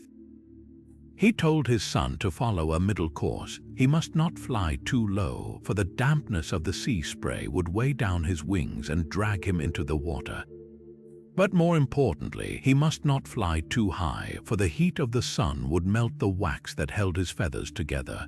The path to safety was a narrow, careful line between two extremes. It was a lesson in moderation, in the Greek ideal of sophrosyne, nothing in excess. The initial flight was a breathtaking success. The two of them soared into the sky, leaving the island of Crete and its tyrannical king far below. The fishermen and shepherds on the ground looked up, surely believing they were seeing gods. For Icarus, this feeling was intoxicating. The thrill of flight, the sense of absolute freedom, the awe-inspiring view, it was too much for his youthful spirit to resist. He began to swoop and play in the air, drunk with the power of his own wings. He saw his father as a cautious old man, not understanding the pure joy of this new experience. He pushed higher, chasing the ecstasy of the moment, feeling the air grow thinner and the sun grow brighter and hotter on his face. He ignored his father's frantic shouts from below, his warning cries carried away on the wind. In his exhilaration, he flew ever closer to the sun, the great chariot of the god Helios. Then the inevitable happened. The heat of the sun did its work. The wax in his wings began to soften, then to drip, then to flow. The carefully arranged feathers started to loosen and pull away from their frame. One by one, they scattered into the air. Icarus flapped his arms wildly, but now they were just arms. The miracle was over. The boy who had flown like a god was now just a boy tumbling through the empty sky. He fell into the sea that now bears his name, the Icarian Sea, and drowned. Daedalus, helpless, could only watch in horror, his greatest invention resulting in his greatest loss. He eventually landed safely in Sicily, but the myth tells us he was a broken man, having used his brilliant mind to engineer his own profound sorrow. On its surface, this is the ultimate cautionary tale about the peril of not listening to your parents, about the impulsive recklessness of youth challenging the wise experience of age. Icarus is the boy who didn't follow the rules and paid the ultimate price. His flight is a powerful symbol of hubris, that quintessential Greek concept of overweening pride that leads to a downfall. He dared to ascend too high to challenge the natural domain of the gods and was struck down for his arrogance. But there's another, more nuanced way to view this story. Perhaps Icarus isn't just a foolish youth, but a symbol of something more profound. His flight can be seen as a metaphor for the human spirit itself, its boundless ambition, its desire to break free of all constraints, to reach for something sublime, even if that reach ends in disaster. From this perspective, Daedalus represents pragmatic, cautious intelligence, while Icarus represents the wild, creative, and ultimately necessary desire to transcend our limits. His fatal flight is a tragedy, but it is also a breathtaking act of daring. The poet Ovid, who tells the story so movingly, captures this duality. He has Daedalus, as he buries his son, remark that the sea would be terrified to hear the name of the boy it swallowed. There is a terrifying glory in Icarus's fall. This interpretation is what makes the myth so enduring. It speaks to a fundamental conflict within us all, the battle between the safe, practical path and the thrilling, risky leap into the unknown. It asks us whether a life lived entirely within safe boundaries, never risking failure, is truly a life lived at all. Icarus failed spectacularly, but he also experienced a moment of pure, transcendent freedom that his cautious father never allowed himself to feel. His story is a permanent warning, but it is also a permanent, if tragic, tribute to the audacity of the human spirit. Every time we attempt something truly great, something that seems to defy the possible, we are, in a way, risking the flight of Icarus. And that, in itself, is a risk that has driven human progress for millennia. Yet if the fall of Icarus serves as a warning against reaching too high, the story of King Midas presents a different kind of caution, one not about soaring toward the sun, but about the very ground beneath our feet turning against us.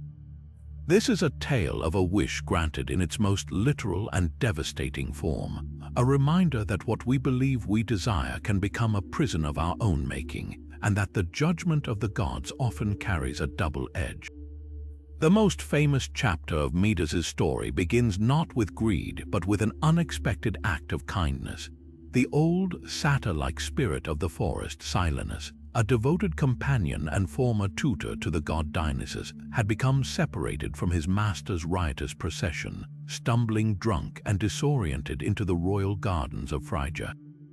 King Midas, recognizing the divine nature of his unexpected guest, treated the inebriated satyr with immense hospitality, welcoming him into his palace for 10 days and nights of feasting and entertainment before personally escorting him back to a grateful Dionysus. The god of wine and ecstasy, overjoyed at the safe return of his beloved friend, was so pleased that he offered to grant Midas any single wish he desired. Without a moment's hesitation, the king made his fateful choice. He asked that everything he touched be turned to gold. To our modern ears, this seems like the pinnacle of avarice, the wish of a shallow and materialistic man.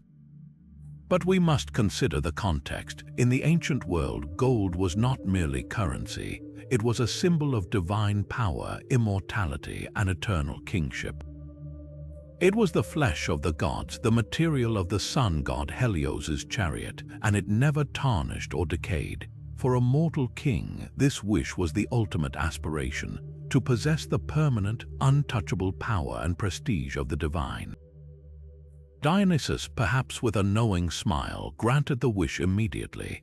The initial euphoria was everything Midas could have dreamed of. He rushed through his palace, giddy with power, touching everything in sight. A wooden table leg became a solid, gleaming pillar of gold. A simple stone from the courtyard transformed into a priceless nugget. He plucked a branch from an oak tree, and it became a weighty, metallic sculpture in his hand. He was the richest man who had ever lived, the master of the ultimate alchemy. He must have felt like a god himself, a creator of limitless wealth. He called for a grand feast to celebrate his new power, ordering his servants to lay out a magnificent spread of food and the finest wines. It was at this feast that the horrific reality of his wish crashed down upon him. He raised a cup of wine to his lips, but the moment the liquid touched his mouth, it hardened into a solid, undrinkable lump of gold. He reached for a piece of bread, but it solidified into a metallic loaf that shattered his teeth. His own divine power had made the basic sustenance of life impossible. The terror reached its peak when his young daughter, perhaps running to embrace her father in his moment of triumph, threw her arms around him, and in an instant she was transformed into a beautiful, lifeless golden statue. His love had murdered his child. The king who had everything was now the most impoverished man alive, surrounded by infinite cold wealth and starving in a golden palace. In his despair, Midas begged Dionysus to take back the terrible gift. The god, taking pity on the foolish king, instructed him to travel to the source of the river Pactolus and wash himself in its waters. Midas did so, and as he submerged himself, the power flowed out of him and into the river, whose sands, legend says, were filled with gold dust from that day forward. The curse was lifted, and his daughter was restored to life. The experience had fundamentally changed him. He turned away from wealth and luxury, rejecting his former life and retreating into the woods to become a worshipper of Pan, the rustic god of the wild, finding a simpler, more honest joy in the natural world. But the story of Midas does not end with his redemption by the river. His capacity for poor judgment surfaced once more, this time in the realm of art and music. A musical contest was held between the refined god Apollo with his golden lyre and the rustic Pan with his simple reed pipes.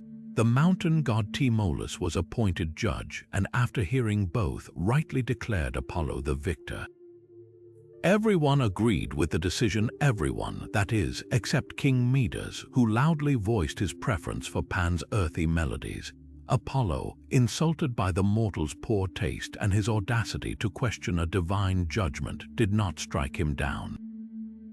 Instead, he inflicted a far more subtle and humiliating punishment.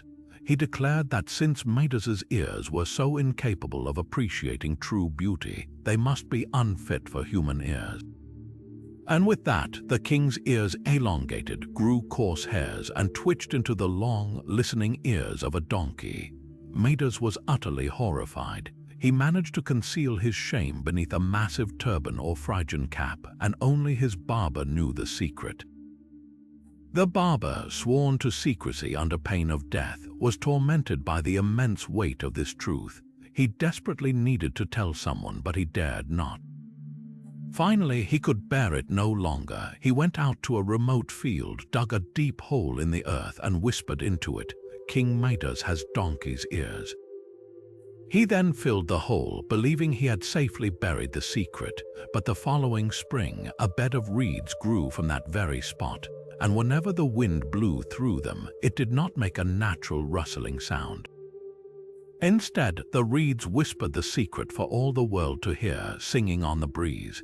King Midas has donkey's ears, eternally revealing the foolish king's most humiliating flaw. Together, these two myths about Midas form a powerful and complementary whole. The first is a lesson about the danger of literalizing a metaphor. Midas wanted everything he touched to turn to gold, a phrase we still use today to describe a person with incredible business acumen or luck. The myth shows us the terrifying reality of that idea, where the metaphorical becomes lethally literal, isolating the individual from the very world that gives life meaning. The second myth is a lesson about the subjective nature of value and the folly of misplaced criticism. His punishment, the donkey ears, is a perfect poetic justice. The man who failed to hear the beauty in Apollo's music is forever marked by the ears of a beast known for its braying, foolish noise. He becomes the physical embodiment of his own poor judgment. King Midas remains one of the most human figures in mythology, not a monster or a perfect hero, but a profoundly flawed man who was given everything he thought he wanted and learned, through terrible suffering and public shame, the true cost of his desires. Yet if the story of Midas reveals the danger of a wish too literally granted, our next myth uncovers the profound and unsettling truth behind a reality no one wished for at all, the turning of the seasons. This is the foundational story of the abduction of Persephone, a tale that begins with a shocking act of violence in a sun-drenched meadow and ends by explaining the very cycle of life and death that governs our world, all while holding a dark mirror to ancient Greek customs of marriage and power. The scene opens not in the gloomy underworld, but in the vibrant, living world above, where the young goddess Persephone, daughter of the harvest goddess Demeter, is gathering flowers with her friends, the Oceanids. It is a perfect picture of youthful innocence and springtime joy.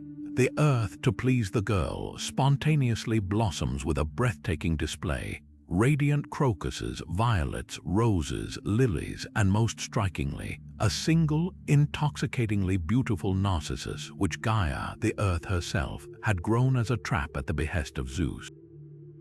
As Persephone reaches for this extraordinary flower, the ground beneath her feet suddenly splits open with a thunderous roar. From the chasm charges Hades, the lord of the dead, riding a chariot of gleaming black horses.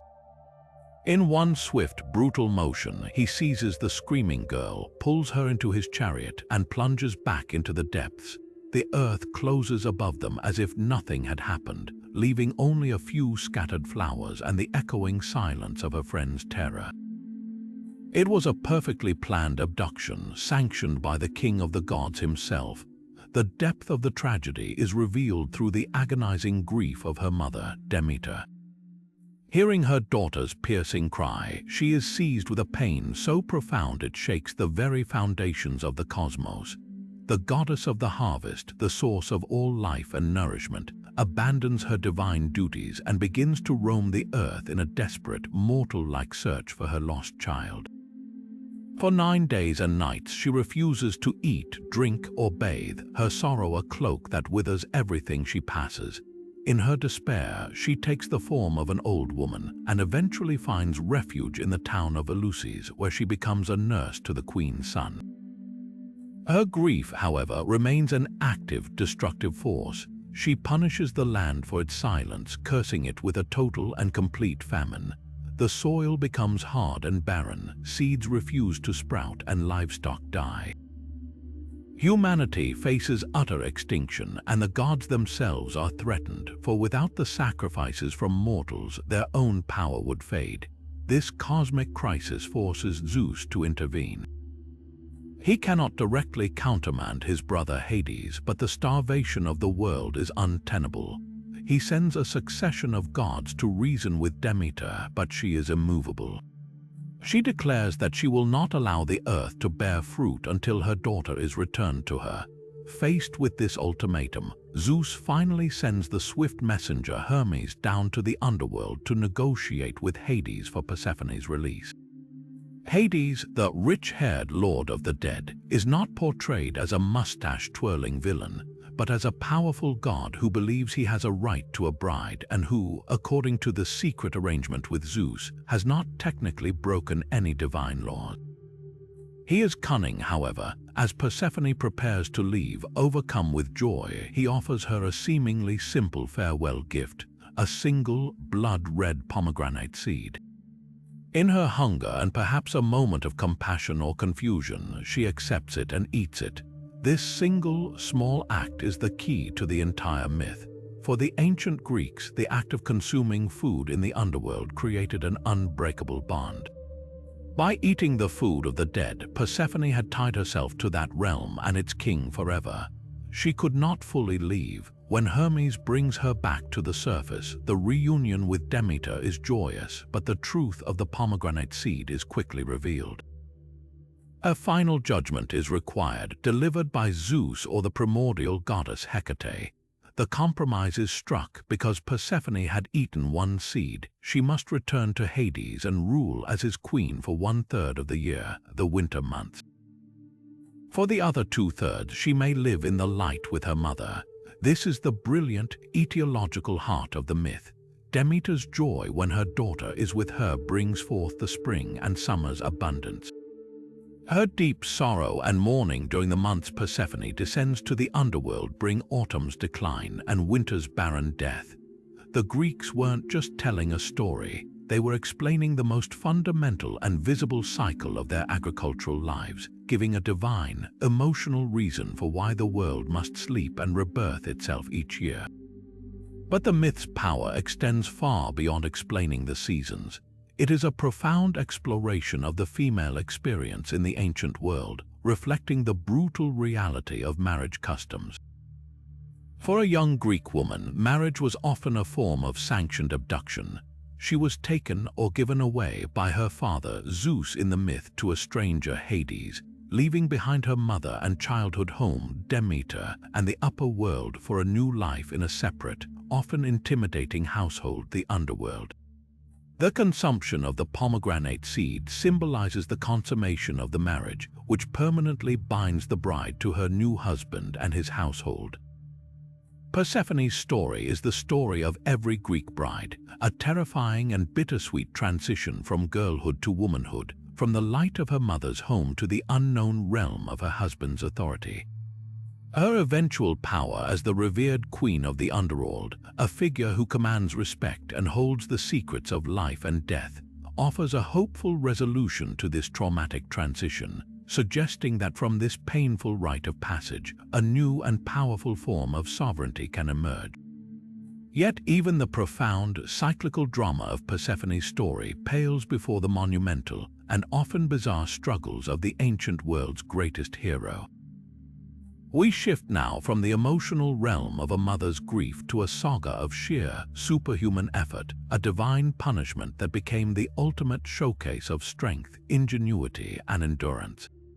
This is the story of the 12 labors of Heracles, a cycle of tasks so varied and outrageous that they read like a catalogue of the ancient world's most impossible odd jobs, each one designed to break the spirit of the man forced to perform them. Heracles, born of Zeus and the mortal woman Alcmene, had been a target of the goddess Hera's wrath since his infancy. Her jealousy eventually drove him into a madness so potent that he murdered his own wife and children. When the fog of insanity lifted, Heracles was left shattered by the horror of his own actions. He sought purification from the oracle at Delphi, who instructed him to serve his cousin, the cowardly King Eurystheus of Sirens, for 12 years. It was Eurystheus, advised by the vindictive Hera, who devised the 12 labors, each one a seemingly impossible feat meant to either kill the hero or humiliate him for all time.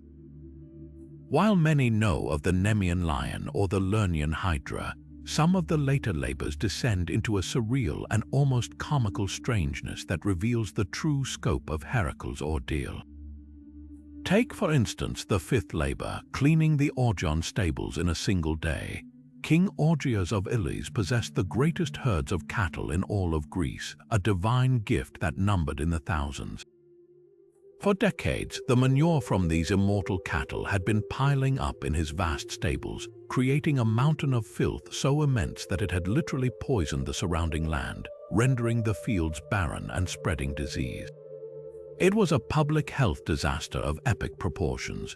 Eurystheus, believing this was a fit task to degrade the mighty hero, ordered Heracles to clear it all in one day. This was not a test of strength but of intellect. The sheer physical labor of shoveling out decades of accumulated waste was beyond even Heracles' power. Instead of reaching for a shovel, the hero looked at the geography of the area. He approached Augeas and offered to clean the entire complex in one day in exchange for 1/10 of his kingly herd. Augeas, certain it was impossible, readily agreed. Heracles then proceeded to use his greatest tool, his mind. He tore a massive breach in the stable wall at one end and then another in the opposite wall. He then diverted the courses of 2 nearby rivers, the Alpheus and Peneus, channeling their powerful flow directly through the stables. The rushing water scoured every last ounce of filth from the pens in a matter of hours, washing it all out and leaving the stables pristine. It was a masterpiece of civil engineering and a testament to solving a problem not with muscle, but with brilliant, practical thinking. When Eurystheus learned of Heracles' cleverness and his deal with Augeas, he refused to count the labor, claiming it didn't qualify because Heracles had been promised payment, adding yet another layer of injustice to the hero's burdens. If the Augean stables were a test of wit, the 4th labor was a test of pure, terrifying brawn and courage, capturing the Erymanthian boar alive. This was no ordinary swine. It was a gargantuan, savage beast that roamed the slopes of Mount Erymanthus, ravaging the countryside of Sophies, goring men and animals with its colossal tusks and tearing up the land with its destructive fury. The task was not to kill it, but to bring it back breathing to Eurystheus, a complication that made the mission infinitely more dangerous. Heracles' journey to find the boar involved its own strange detour, including a fateful encounter with the centaurs that led to the accidental poisoning of his wise friend Chiron. But when he finally located the beast, the real challenge began. The hero could not simply wrestle it into submission. Its strength was phenomenal. Instead, he used the environment to his advantage. He chased the roaring, enraged boar through the deep snows of the mountain's peak, shouting and driving it onward until the exhausted animal, weary from plunging through the heavy drifts, finally collapsed from fatigue. Only then did Heracles safely lasso it with unbreakable chains, hoist it onto his mighty shoulders, and carry it all the way back to Sirens. The delivery of this labor provided one of the most iconic and darkly humorous images in all of Greek art. Heracles presented the snarling, live beast to King Eurystheus, who was so utterly terrified of the monster that he hid inside a giant bronze storage jar or pithos buried in the ground for his protection. The sight of the cowardly king peeking out in sheer panic from his jar as the mighty hero calmly holds the trussed-up boar is a perfect visual punchline, highlighting the vast gulf between the brave Heracles and the pathetic man he was forced to serve. But perhaps no labor blends bizarre diplomacy with the ever-present threat of chaos quite like the ninth task, obtaining the girdle of the Amazon queen Hippolyta. The girdle, a magnificent war belt, was a gift from the war god Ares and a symbol of Hippolyta's power and authority. Eurystheus's daughter, Admete, desired it, so the king sent Heracles to retrieve it, fully expecting him to be killed by the entire tribe of fierce, legendary warrior women. Heracles did not sail to the land of the Amazons on the Black Sea alone. He gathered a band of heroes, including the young Telamon. When they arrived, the expected battle did not immediately erupt. In a surprising turn, Queen Hippolyta herself came to their ship to parley. She was impressed by Heracles' fame and his obvious strength, and when he explained his mission and the nature of his servitude, she was actually sympathetic. She agreed to simply give him the girdle as a gesture of respect. It was at this moment of peaceful resolution that Hera, determined to see Heracles fail, intervened. Disguised as an Amazon warrior, she moved through the ranks, spreading a vicious rumor that the strange men had actually come to kidnap their queen. The Amazons, believing their leader was in danger, seized their weapons and charged the ship. Heracles, seeing the armed host descending upon them and assuming Hippolyta's kindness had been a treacherous ruse, reacted with instant, violent force. In the brutal struggle that followed, he fought and killed Hippolyta, stripping the girdle from her lifeless body before he and his men fought their way back to their ship.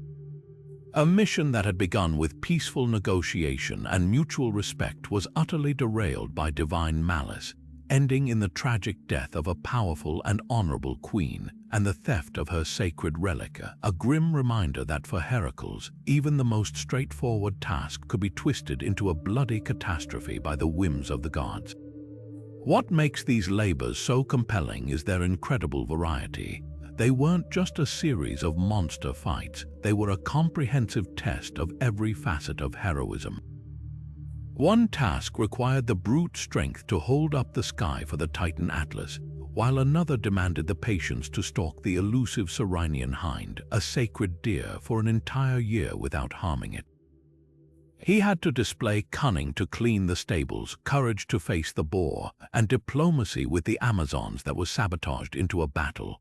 Through these trials, Heracles was not just paying penance, he was systematically purifying the known world of its most monstrous threats and chaotic elements, from the Nemean lion to the Stymphalian birds. He was the divine world's ultimate troubleshooter, a one-man cleanup crew for the gods, and his bizarre, heartbreaking, and exhilarating labors cemented his legacy not just as the strongest of heroes, but as the most complete. But if the labors of Heracles represent a hero contorting himself to fulfill a divine mandate, our next myth takes us to the very source of those mandates, to the spiritual heart of the ancient Greek world where the will of the gods was made known. High on the slopes of Mount Parnassus, in a place the ancients believed was the very center of the world, lay the sanctuary of Delphi. Here, in a dark, subterranean chamber, a seemingly ordinary woman would undergo a terrifying and sacred transformation, becoming the mouthpiece of the god Apollo himself. This was the Oracle of Delphi, and her power did not come from visions or stars, but from the very earth beneath her feet, from a mysterious vapor that rose from a crack in the rock, a breath of the underworld that sent her into a divine frenzy. The procedure was a spectacle of controlled chaos. On specific days each month, the Pythia, the title given to the priestess who served as the oracle, would undergo elaborate purification rituals.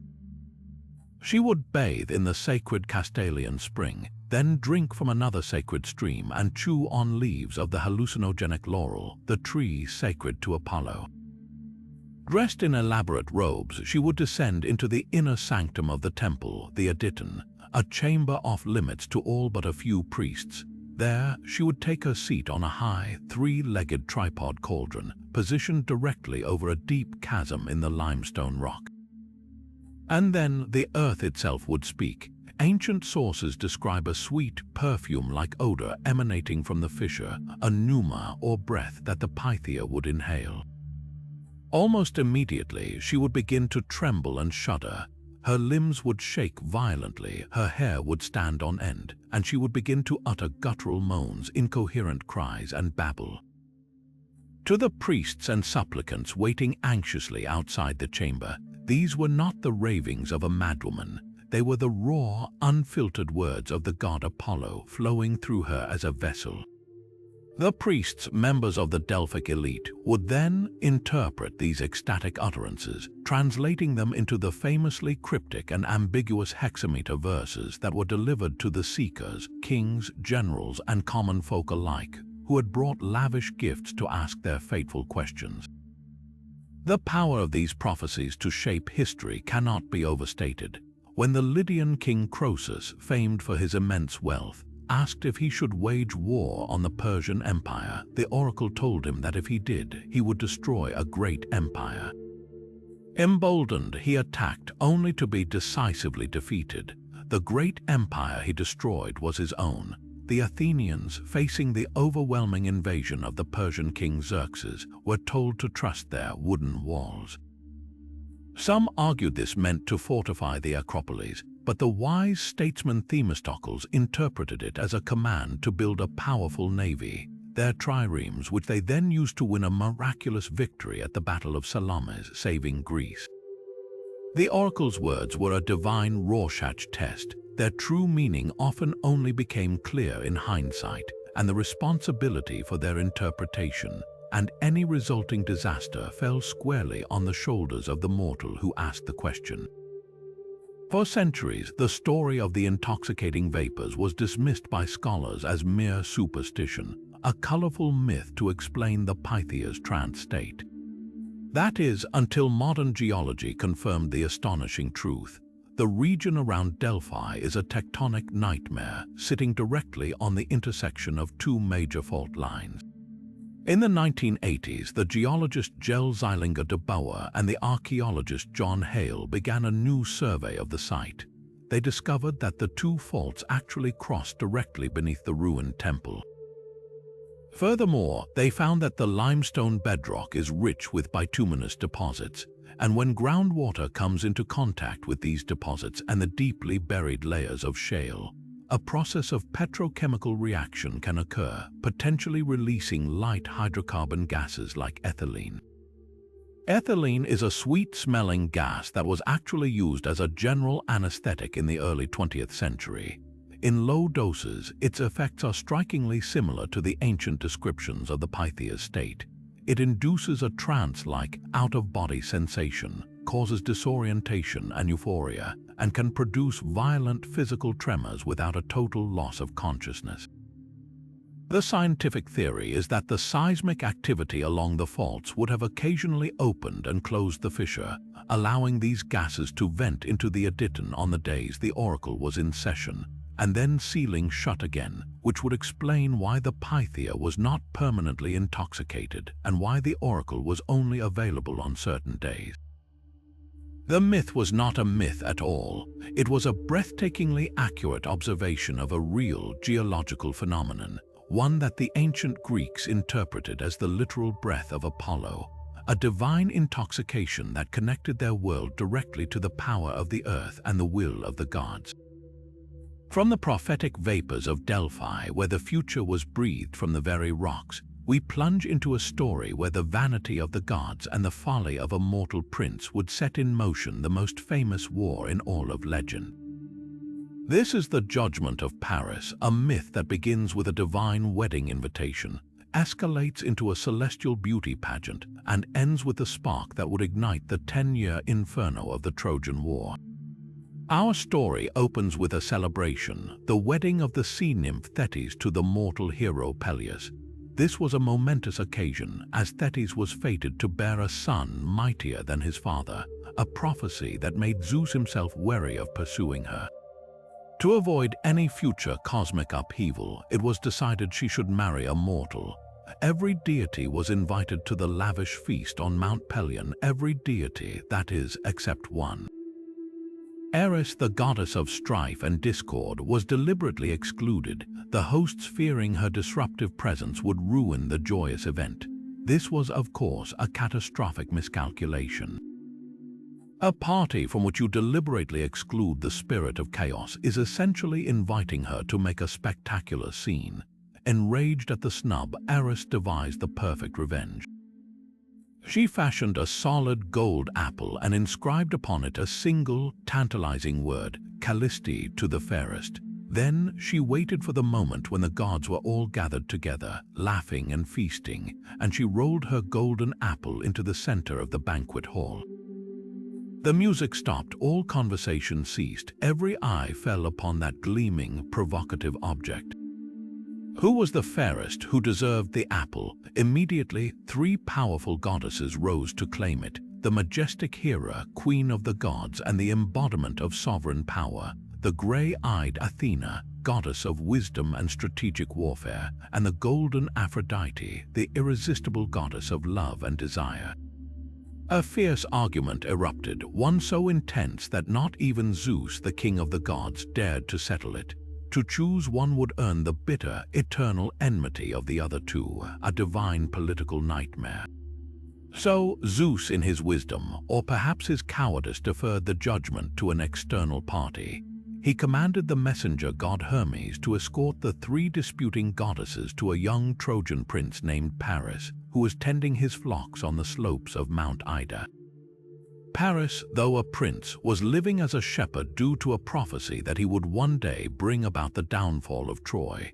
He was known for his fairness and his eye for beauty, making him the ideal, if unsuspecting, candidate for this impossible task.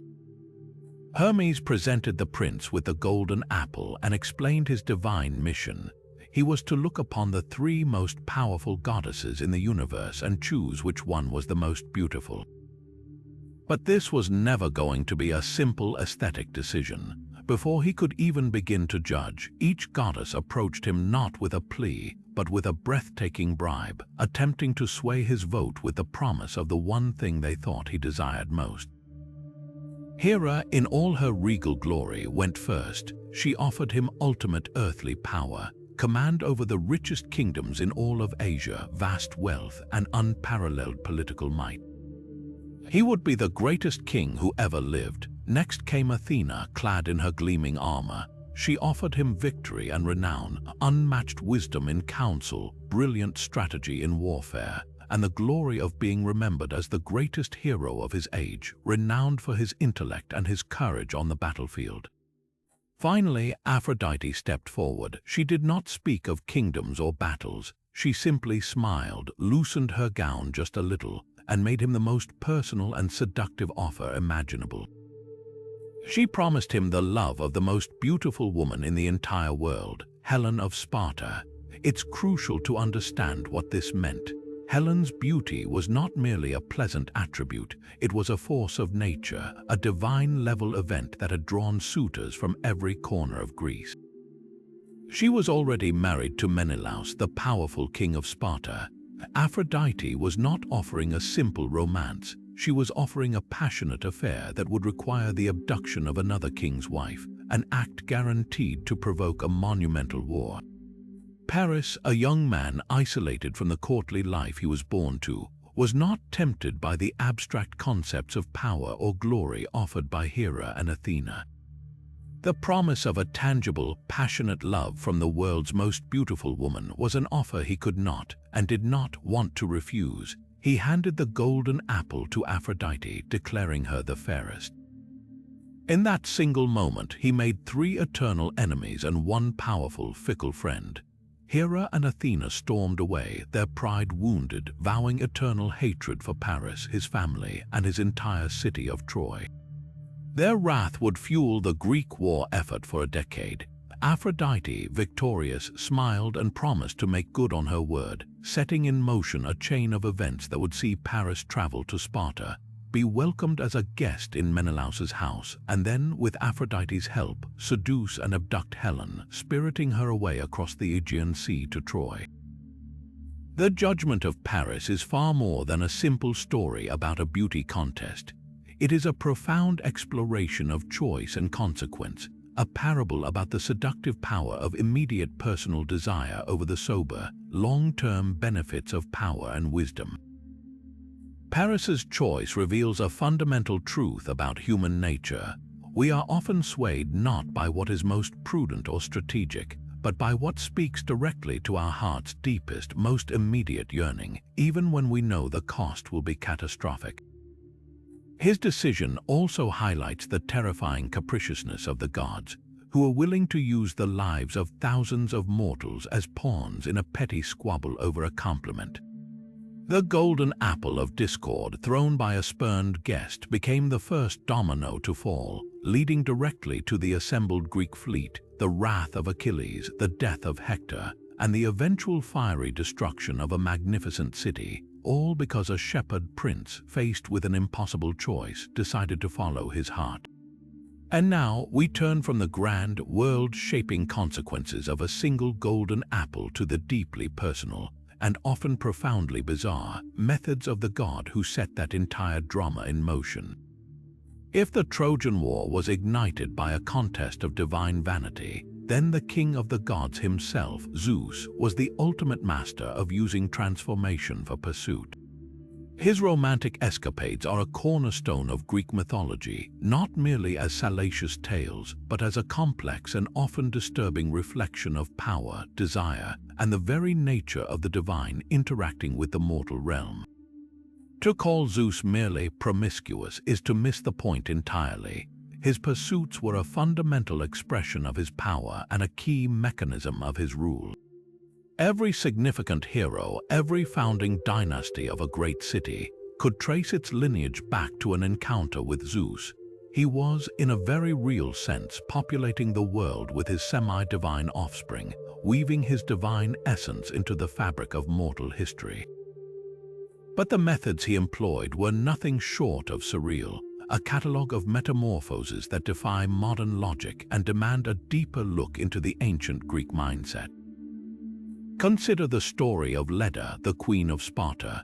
Zeus's desire for her manifested in one of his most famous and artistically depicted forms, that of a magnificent, terrified swan. According to the most common version, the god transformed himself into the bird and, pursued by an eagle often said to be a disguised Athena helping her father, flung himself into Leda's arms for protection. There, in that bizarre and intimate embrace, he seduced her. That very same night, she also lay with her mortal husband, King Tyndarus. From this dual union, she laid 2 eggs. From one hatched the semi-divine children of Zeus, the incomparably beautiful Helen and the mighty Polydeuces. From the other hatched the mortal children of Tyndarus, Clytemnestra and Castor. This single, strange story encapsulates the entire Trojan War in a nutshell: the divine and the mortal fatally intertwined, with beauty and conflict born from the same impossible event. The swan, a symbol of grace and beauty, becomes a vehicle for divine deception, a literal and metaphorical blending of species that results in both a legend and a catastrophe. Then there is the abduction of Europa, a Phoenician princess. Zeus spotted her gathering flowers by the seashore and was consumed by his passion. Instead of appearing as himself, he transformed into a stunningly beautiful, gentle white bull. This was no ordinary animal. His coat was the color of freshly fallen snow, his horns curled like a new moon, and he exuded an aura of utter peace and nobility. Entranced by the creature's beauty and docile nature, Europa approached him, adorned his horns with flowers, and eventually felt safe enough to climb onto his broad back. The moment she was seated, the bull sprang into action, charging across the beach and plunging into the sea, carrying the terrified girl across the waves to the island of Crete. There he revealed his true form and made her the first queen of the island, and she bore him 3 sons, including the future King Minos. This myth served as a powerful etiological story, explaining the name of the entire European continent. It portrays Zeus not as a violent abductor, but as a cunning seducer, using a disguise of breathtaking beauty to lure his target into a position from which she could not escape, ultimately elevating her to a position of royal authority. Perhaps the most creatively impersonal approach was his seduction of Danae, the daughter of King Acrisius of Argos. Acrisius, fearing a prophecy that his daughter's son would kill him, imprisoned her in a subterranean bronze chamber with only a single small opening in the ceiling for air and food. He believed he had made her utterly inaccessible to any suitor, but a bronze tower is no barrier to a god who can become a shower of gold. Zeus transformed his essence into a fine, glowing mist of golden dust. He streamed through the narrow opening in the ceiling, filling Danae's dark prison with a warm, radiant light. In this form, he impregnated her, and she later gave birth to the hero Perseus, who would indeed accidentally fulfill the prophecy by later killing Acrisius with a stray discus throw. This transformation is the most abstract and metaphorical of all. Zeus becomes not an animal but a substance, wealth itself, a divine and radiant currency that penetrates all barriers. It speaks to the ancient belief that divine will cannot be thwarted by mortal ingenuity, and it frames the act of seduction in terms of inescapable, illuminating power.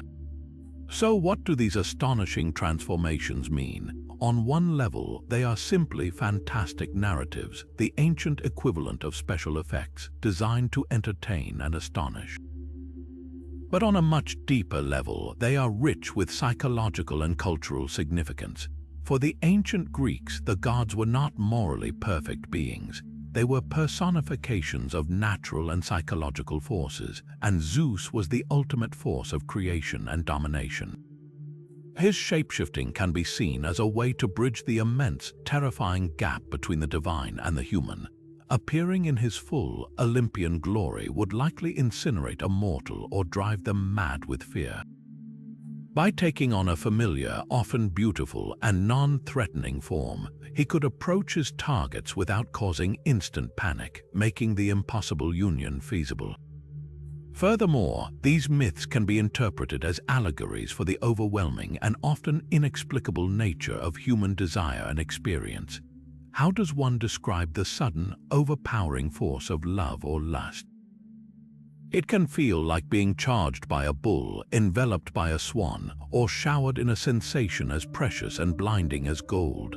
The unexpected, unpredictable ways in which life-changing events enter our lives, a sudden opportunity, a chance meeting, a moment of profound inspiration, can feel just as miraculous and bizarre as a god descending in animal form.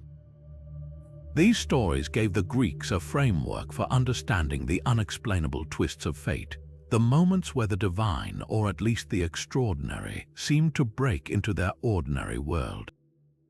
They also served to legitimize and glorify the ruling families of ancient city-states. To claim descent from Zeus was to claim a divine right to rule, to have the very blood of the king of the gods flowing through one's veins.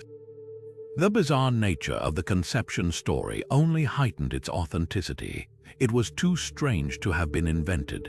Therefore, the kings of Sparta could point to the swan, the kings of Crete to the bull, and the heroes of Argos to the shower of gold as proof of their exalted and divinely ordained place in the world. The strangeness was the very source of its power. In the end, the many loves of Zeus are far more than whimsical tales of an adulterous god. They are the foundational myths of heroes and nations, a complex language of symbols used to explore power, desire, and the mysterious intersection of the human and the divine. Yet the legend of a one-breasted warrior is perhaps the most persistent and misunderstood aspect of the Amazon myth. The very name Amazon was believed by the ancient Greeks to mean without breast, from a without and mozos breast, and the story was that these women would cauterize or remove their right breast in childhood to better draw a bow and hurl a javelin. This gruesome detail, however, is almost certainly a folk etymology, a story invented to explain a name they didn't fully understand. In ancient art, which is our most direct visual source, Amazons are always depicted with both breasts intact, though one is often exposed or emphasized. A more plausible origin for their name might come from the Iranian Harmazon, meaning warriors, or from a Circassian term for moon maiden, linking them to a mother goddess. The missing breast narrative seems to be a classic case of Greek patriarchal society trying to make sense of a concept so foreign it was almost unimaginable, a society where women held all the political and military power. To them, to be a warrior was to be masculine, so these women must have sacrificed a core part of their femininity to fulfill that role. It was a way to rationalize the terrifying and alluring idea of a woman who was both wholly feminine and wholly lethal. This fear and fascination made the Amazons a constant and formidable foil for Greek heroes, their defeat a necessary rite of passage to prove ultimate masculinity. The ninth labor of Heracles, as we touched on earlier, was to retrieve the war belt or zoster of the Amazon queen Hippolyta. This was no mere piece of armor, it was a gift from the war god Ares himself, a symbol of her divine right to rule and her military authority. In the most tragic version of the tale, Heracles does not arrive with violence but with diplomacy. Queen Hippolyta, impressed by his fame and his cause, is willing to simply give him the belt. But the ever-interfering goddess Hera, disguised as an Amazon, spreads a rumor that the Greeks have come to kidnap the queen. The Amazons, believing their leader betrayed, arm themselves and attack Heracles' ship. The hero, seeing the armed host descending upon him, assumes Hippolyta's kindness was a treacherous trap. In the brutal fight that ensues, Heracles kills Hippolyta, strips the belt from her body, and flees. A story that began with the potential for peaceful exchange and mutual respect is sabotaged by divine mischief, ending in the death of a noble queen and the theft of her sovereignty, a classic Greek tragedy of misunderstanding and the inevitable clash of two irreconcilable worlds. Theseus, the legendary king of Athens, had an even more personal and consequential encounter with the Amazons. In some versions, he accompanied Heracles on his quest and was captivated by an Amazon named Antiope, whom he either abducted or who fell in love with him and willingly left with him. In others, he led his own expedition to their homeland. Regardless, he returned to Athens with an Amazon bride. The women of Themyscira viewed this not as a romance but as the kidnapping of one of their own. They launched a massive military campaign against Greece itself, sailing across the Aegean Sea and laying siege to Athens in an event known as the Attic War. The tales describe them storming the Acropolis and fighting fierce battles in the very heart of the city. The conflict culminated in a final, pitched battle on the very spot where the Athenian law courts would later stand. It was here that Queen Antiope, now fighting alongside her husband Theseus against her own people, was tragically killed, struck down by an Amazon named Mulpedia. With her death, the heart went out of the invasion and the Amazons retreated. This myth served a powerful political purpose for the Athenians. It framed their city as the ultimate defender of Greek civilization against the chaotic, foreign threat of female-dominated power, a narrative they were all too happy to promote. But what of the real women who inspired these legends? For a long time, the Amazons were dismissed as pure fantasy. However, archaeology in the steppes north of the Black Sea, the very region the Greeks called the Amazon homeland, has begun to uncover a startling reality. Across modern-day Ukraine, Russia, and Kazakhstan, excavations of ancient Scythian burial mounds known as kurgans have revealed that the nomadic horse cultures of the Eurasian steppe had a significant number of women who were buried as warriors. These aren't just graves with a few arrowheads, these are the burials of high-status individuals interred with their full panoply of war. We find skeletons of women dressed in tunics and trousers, their bones often showing signs of battle injuries, buried with quivers full of arrows, spears, bows, and sometimes even with sacrificed horses. Genetic testing has confirmed their biological sex, putting to rest any old theories that they must have been men. These were real-life warrior women, archers and horse riders who lived the very lifestyle the Greeks attributed to the Amazons. It seems likely that Greek colonists and traders, encountering tales or even first-hand accounts of these fierce, egalitarian steppe cultures from the Black Sea region, spun those kernels of truth into the grand mythological tapestry of the Amazons. The legend was born from a mixture of fear, misunderstanding, and the undeniable evidence that somewhere beyond the edges of their known world, women lived in a way that completely defied Greek social norms. Now, after exploring the formidable warrior women of legend, we turn our attention to a creature that represents not conflict and power, but the most beautiful and hopeful of all natural cycles, the promise of eternal return. From the battle cries of the Amazons, we ascend into the realm of pure symbolism, to the story of a magnificent bird whose very existence is a testament to resurrection and the enduring power of life over death. This is the myth of the phoenix, a being of fire and light that cyclically regenerates from its own ashes, a powerful symbol that has captivated human imagination for millennia. Our journey begins not in Greece, but in the ancient sun-scorched landscapes of Egypt with a bird they called the Bennu. This was a heron-like deity, a self-created being said to have flown over the primordial waters of Nun at the dawn of time, landing on a sacred rock and letting out a piercing cry that shattered the eternal silence and determined what was and what was not to be. The Bennu was closely associated with the sun god Ra and with Osiris, the god of the underworld and rebirth, making it an early embodiment of solar cycles and resurrection long before the Greeks ever gave it a name. It was from this Egyptian concept that the Greek idea of the phoenix, whose name might even derive from Bennu, began to take its glorious shape. The Greek historian Herodotus, in his travels through Egypt, provides one of our earliest written accounts, though he presents it with his characteristic cautious curiosity. He describes being shown pictures of a magnificent bird, sacred to the sun, with gorgeous red and gold plumage.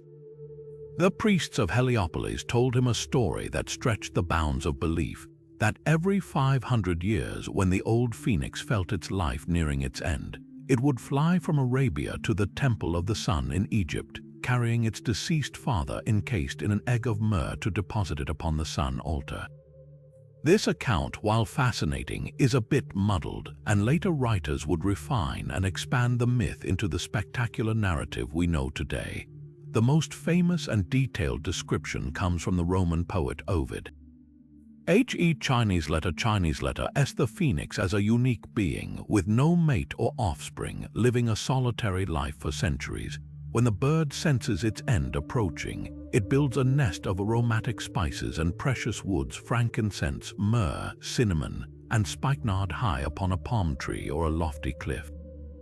There it turns its body to face the rising sun, and as the first rays of dawn strike it, it begins to sing a song of such heartbreaking beauty that even the sun god himself pauses his chariot to listen. Then, spontaneously, the nest erupts into flames, ignited by the sun's heat and the friction of the bird's own beating wings. The phoenix is consumed in a holy conflagration, a willing surrender to the purifying fire. But from the pyre, from the very ashes, a new, young phoenix emerges, reborn and identical to its former self. Its first act of its new life is both sacred and practical. It carefully gathers the ashes of its previous incarnation, molds them into an egg of myrrh, and carries this precious cargo to the Egyptian city of Heliopolis, the city of the sun, to deposit it upon the altar of the temple. The cycle is complete. Life has conquered death once more. What's truly fascinating is the wild variation in the timeline of this cycle. There was no universal agreement on its lifespan. Herodotus reported the priest's claim of 500 years. Other sources, like the Roman writer Pliny the Elder, cite a more precise 540 years. But then we have the truly mind-bending calculation attributed to the scholar Manilius, who supposedly claimed the phoenix lived for an incredible 12,954 years, a number that seems to align with a great year, or the time it takes for the astronomical equinoxes to complete a full cycle through the zodiac. This vast discrepancy tells us that the phoenix was more than just a bird. It was a chronological marker, a symbol of cosmic time.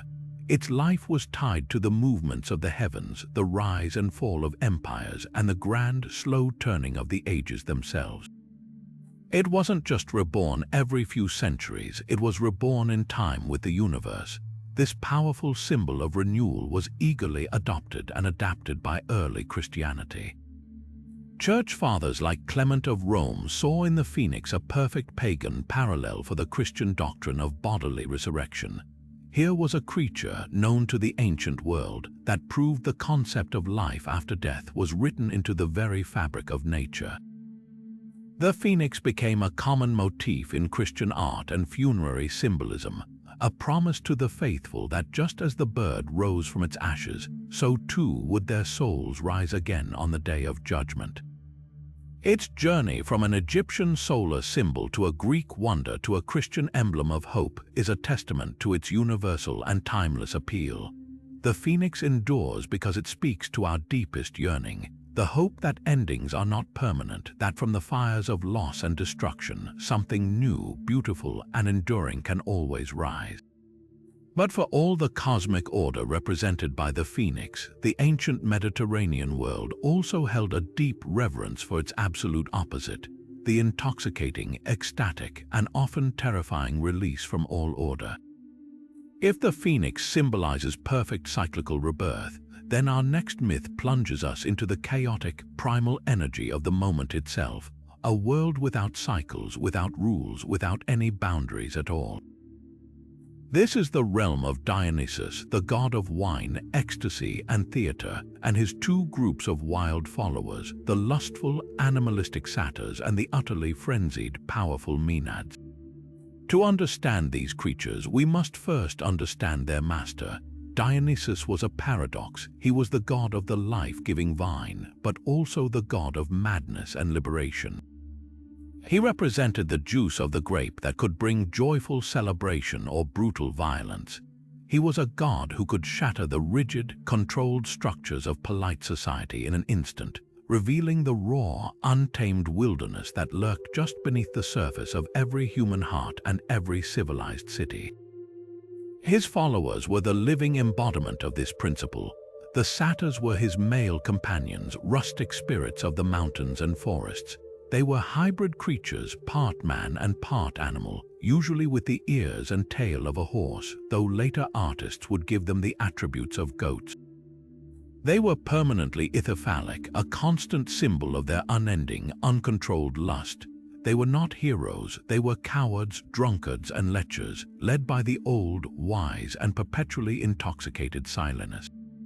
They spent their days chasing nymphs, playing the aulos, a double-fluted pipe, drinking wine, and dancing with reckless abandon. They represented the baser, physical instincts unleashed by wine, the pure, unthinking ID that seeks only pleasure and avoids all pain and responsibility. In Greek theater, the satyr play was a mandatory comedic relief following a tragic trilogy, a reminder that after experiencing the deepest human sorrows, we must return to the simple, physical realities of the body. But if the satyrs represented a mostly comedic, albeit dangerous, release, the Maenads represented something far more potent and frightening. The Maenads, which translates to the raving ones, were not mythical monsters. They were mortal women, often the respectable wives and daughters of the very cities Dionysus visited. When the gods' call came upon them, they would abandon their looms, their children, and their homes, trading their orderly lives for animal skin cloaks and Theus' staffs, a giant fennel stalk topped with a pine cone. They would flee to the mountains where they would perform miracles. They could strike the ground with their Theusy and make streams of wine or milk erupt from the rock. They could handle deadly snakes and fierce wild animals without fear, and they possessed superhuman strength. Their rituals involved a wild, ecstatic dance, a dromna or thing done, that would send them into a trance state known as enthusiasmos, literally having the god within them. In this state, they became an unstoppable force of nature. The most famous and brutal story is that of King Pentheus of Thebes, who denied the divinity of Dionysus and tried to spy on the Maenad rituals, including those of his own mother, Agave. Driven mad by the god, the women mistook the king for a mountain lion. In a horrific scene of sparagmos or ritual tearing apart, they descended upon him. Agave, in her divine frenzy, ripped her own son's head from his shoulders and impaled it on her Theseus, believing she carried the head of a glorious lion she had hunted. When the frenzy left her and she realized what she had done, her horror was absolute. This myth was the ultimate warning against refusing the gods' call and attempting to impose rigid, patriarchal control on the uncontrollable forces of nature and ecstasy. The Maenads showed that the power these women could access in the wild was far greater than any power they held in the city, and that to deny this aspect of human experience was to invite catastrophic, bloody ruin. The worship of Dionysus through his satyrs and Maenads was a sanctioned release valve for the intense pressures of Greek society. For men, the satyr offered a humorous, if cautionary, outlet for their baser urges. For women, whose lives were often tightly controlled, the rites of the Maenad provided a rare and powerful form of freedom, a chance to step completely outside the oikos or household and tap into a raw, divine power that made them stronger than any man. It was a temporary dissolution of the self into the group, a loss of individual identity that paradoxically connected them to something far greater. This dance on the edge of chaos was for the Greeks a necessary part of being whole. It acknowledged that civilization was a thin veneer, and that sometimes to truly understand yourself, you had to be willing to lose yourself completely in the music, the dance, and the wild, untamed night. But for all the chaotic, group ecstasy unleashed by the Maenads, our next myth takes us into a private, silent studio to explore a very different kind of devotion, one not of wild abandon, but of quiet, obsessive perfection. This is the story of Pygmalion, the sculptor king of Cyprus, a tale that moves from the loneliness of idealism to the terrifying, wonderful power of a prayer answered in its most literal form. The myth, most beautifully told by the Roman poet Ovid, introduces us to a man deeply disillusioned with the real world. Pygmalion had become disgusted by the flaws and immoralities of the living women around him, particularly the Propoetides, a group of women on his own island who had so offended the goddess Aphrodite by denying her divinity that she turned them into the first prostitutes, hardening their hearts as well as their bodies. Revolted by their behavior, Pygmalion chose to withdraw from the company of real women entirely. He decided to channel all his frustration and his idealistic yearning into his art, and he set out to create something the world had failed to provide him, a perfect woman. With astonishing skill and painstaking detail, he began to carve a statue from a single, flawless block of ivory. This was no mere hobby, it was an act of profound love and devotion. He shaped her features to be more beautiful than any mortal woman could possibly be, giving her a face that seemed to hold both modesty and a gentle willingness. He caressed the ivory as he worked, half expecting his fingers to sink into a real cheek. He would dress the statue in fine robes, adorn her with jewels, and bring her little gifts like seashells and birds. He would lay her on a couch draped with expensive Tyrian purple cloth and speak to her as if she could understand, treating the cold, silent sculpture as his cherished companion. Pygmalion had fallen deeply, utterly in love with his own creation. The festival of Aphrodite arrived, and the people of Cyprus filled the temples to honor the goddess of love. Pygmalion, his heart full of a strange and desperate hope, made his own offering at the altar. Too timid to outright ask for his ivory maiden to be made real, he whispered a prayer that was the only thing his heart could conceive. "O gods, if you can give all things, let me have as my wife." And he dared not say, "the ivory maiden," so he finished, "one like the ivory maiden." Aphrodite, present at her own feast, heard his prayer and understood the true desire burning within him. She accepted his sacrifice, and the flame on the altar flared up 3 times in a powerful sign of her assent. Returning home, full of a nervous anticipation he couldn't explain, Pygmalion went straight to his statue. He leaned over the couch and kissed her ivory lips. To his astonishment, they felt warm. He kissed her again and touched her breast with his fingers. The ivory softened under his touch, losing its hardness, much like wax softening in the sun. He stood back, amazed and terrified, as life breathed into the form he had made. The statue's veins began to pulse under his thumb, and she opened her eyes for the first time, looking into the face of the man who had dreamed her into being. Aphrodite had blessed their union, and the woman who was named Galatea, or she who is milk white, soon became his wife. Their love, born from art and granted by divinity, was fulfilled, and they later had a son, Paphos, from whom the city on Cyprus took its name. This story is far more than a simple fantasy about a wish come true. It's a profound exploration of the ancient Greek concept of mimesis, the idea that art is an imitation of nature, but in the hands of a genius it can become an improvement upon it. Pygmalion didn't just copy a woman, he perfected her, creating an ideal form that nature itself was incapable of producing. His struggle mirrors the artist's eternal conflict, the gap between the perfect vision in the mind and the imperfect reality of the world. His success represents the ultimate triumph of the artist, where the creation becomes so lifelike, so perfect, that it transcends its own nature and crosses the boundary into life itself. The myth also holds a dark, unsettling mirror to the nature of love and control. Pygmalion's love is not for a person with her own thoughts, desires, or flaws. It is for an object he has complete power over, a being whose only will is the one he projects onto her. He is the ultimate creator, and she is the ultimate passive recipient. The story forces us to ask a difficult question. Is this a beautiful story about the power of love and art, or is it a narrative about a man's desire to fashion the perfect, submissive partner, free from the complications of a real human being? The myth doesn't provide an easy answer, and its ambiguity is the source of its enduring power. It has inspired countless retellings, from George Bernard Shaw's play about class and identity to the modern romantic tropes of makeover stories, because it touches on a deep, human yearning to shape our reality and our relationships to fit an ideal, and the terrifying, wonderful moment when that ideal steps off its pedestal and looks back at us.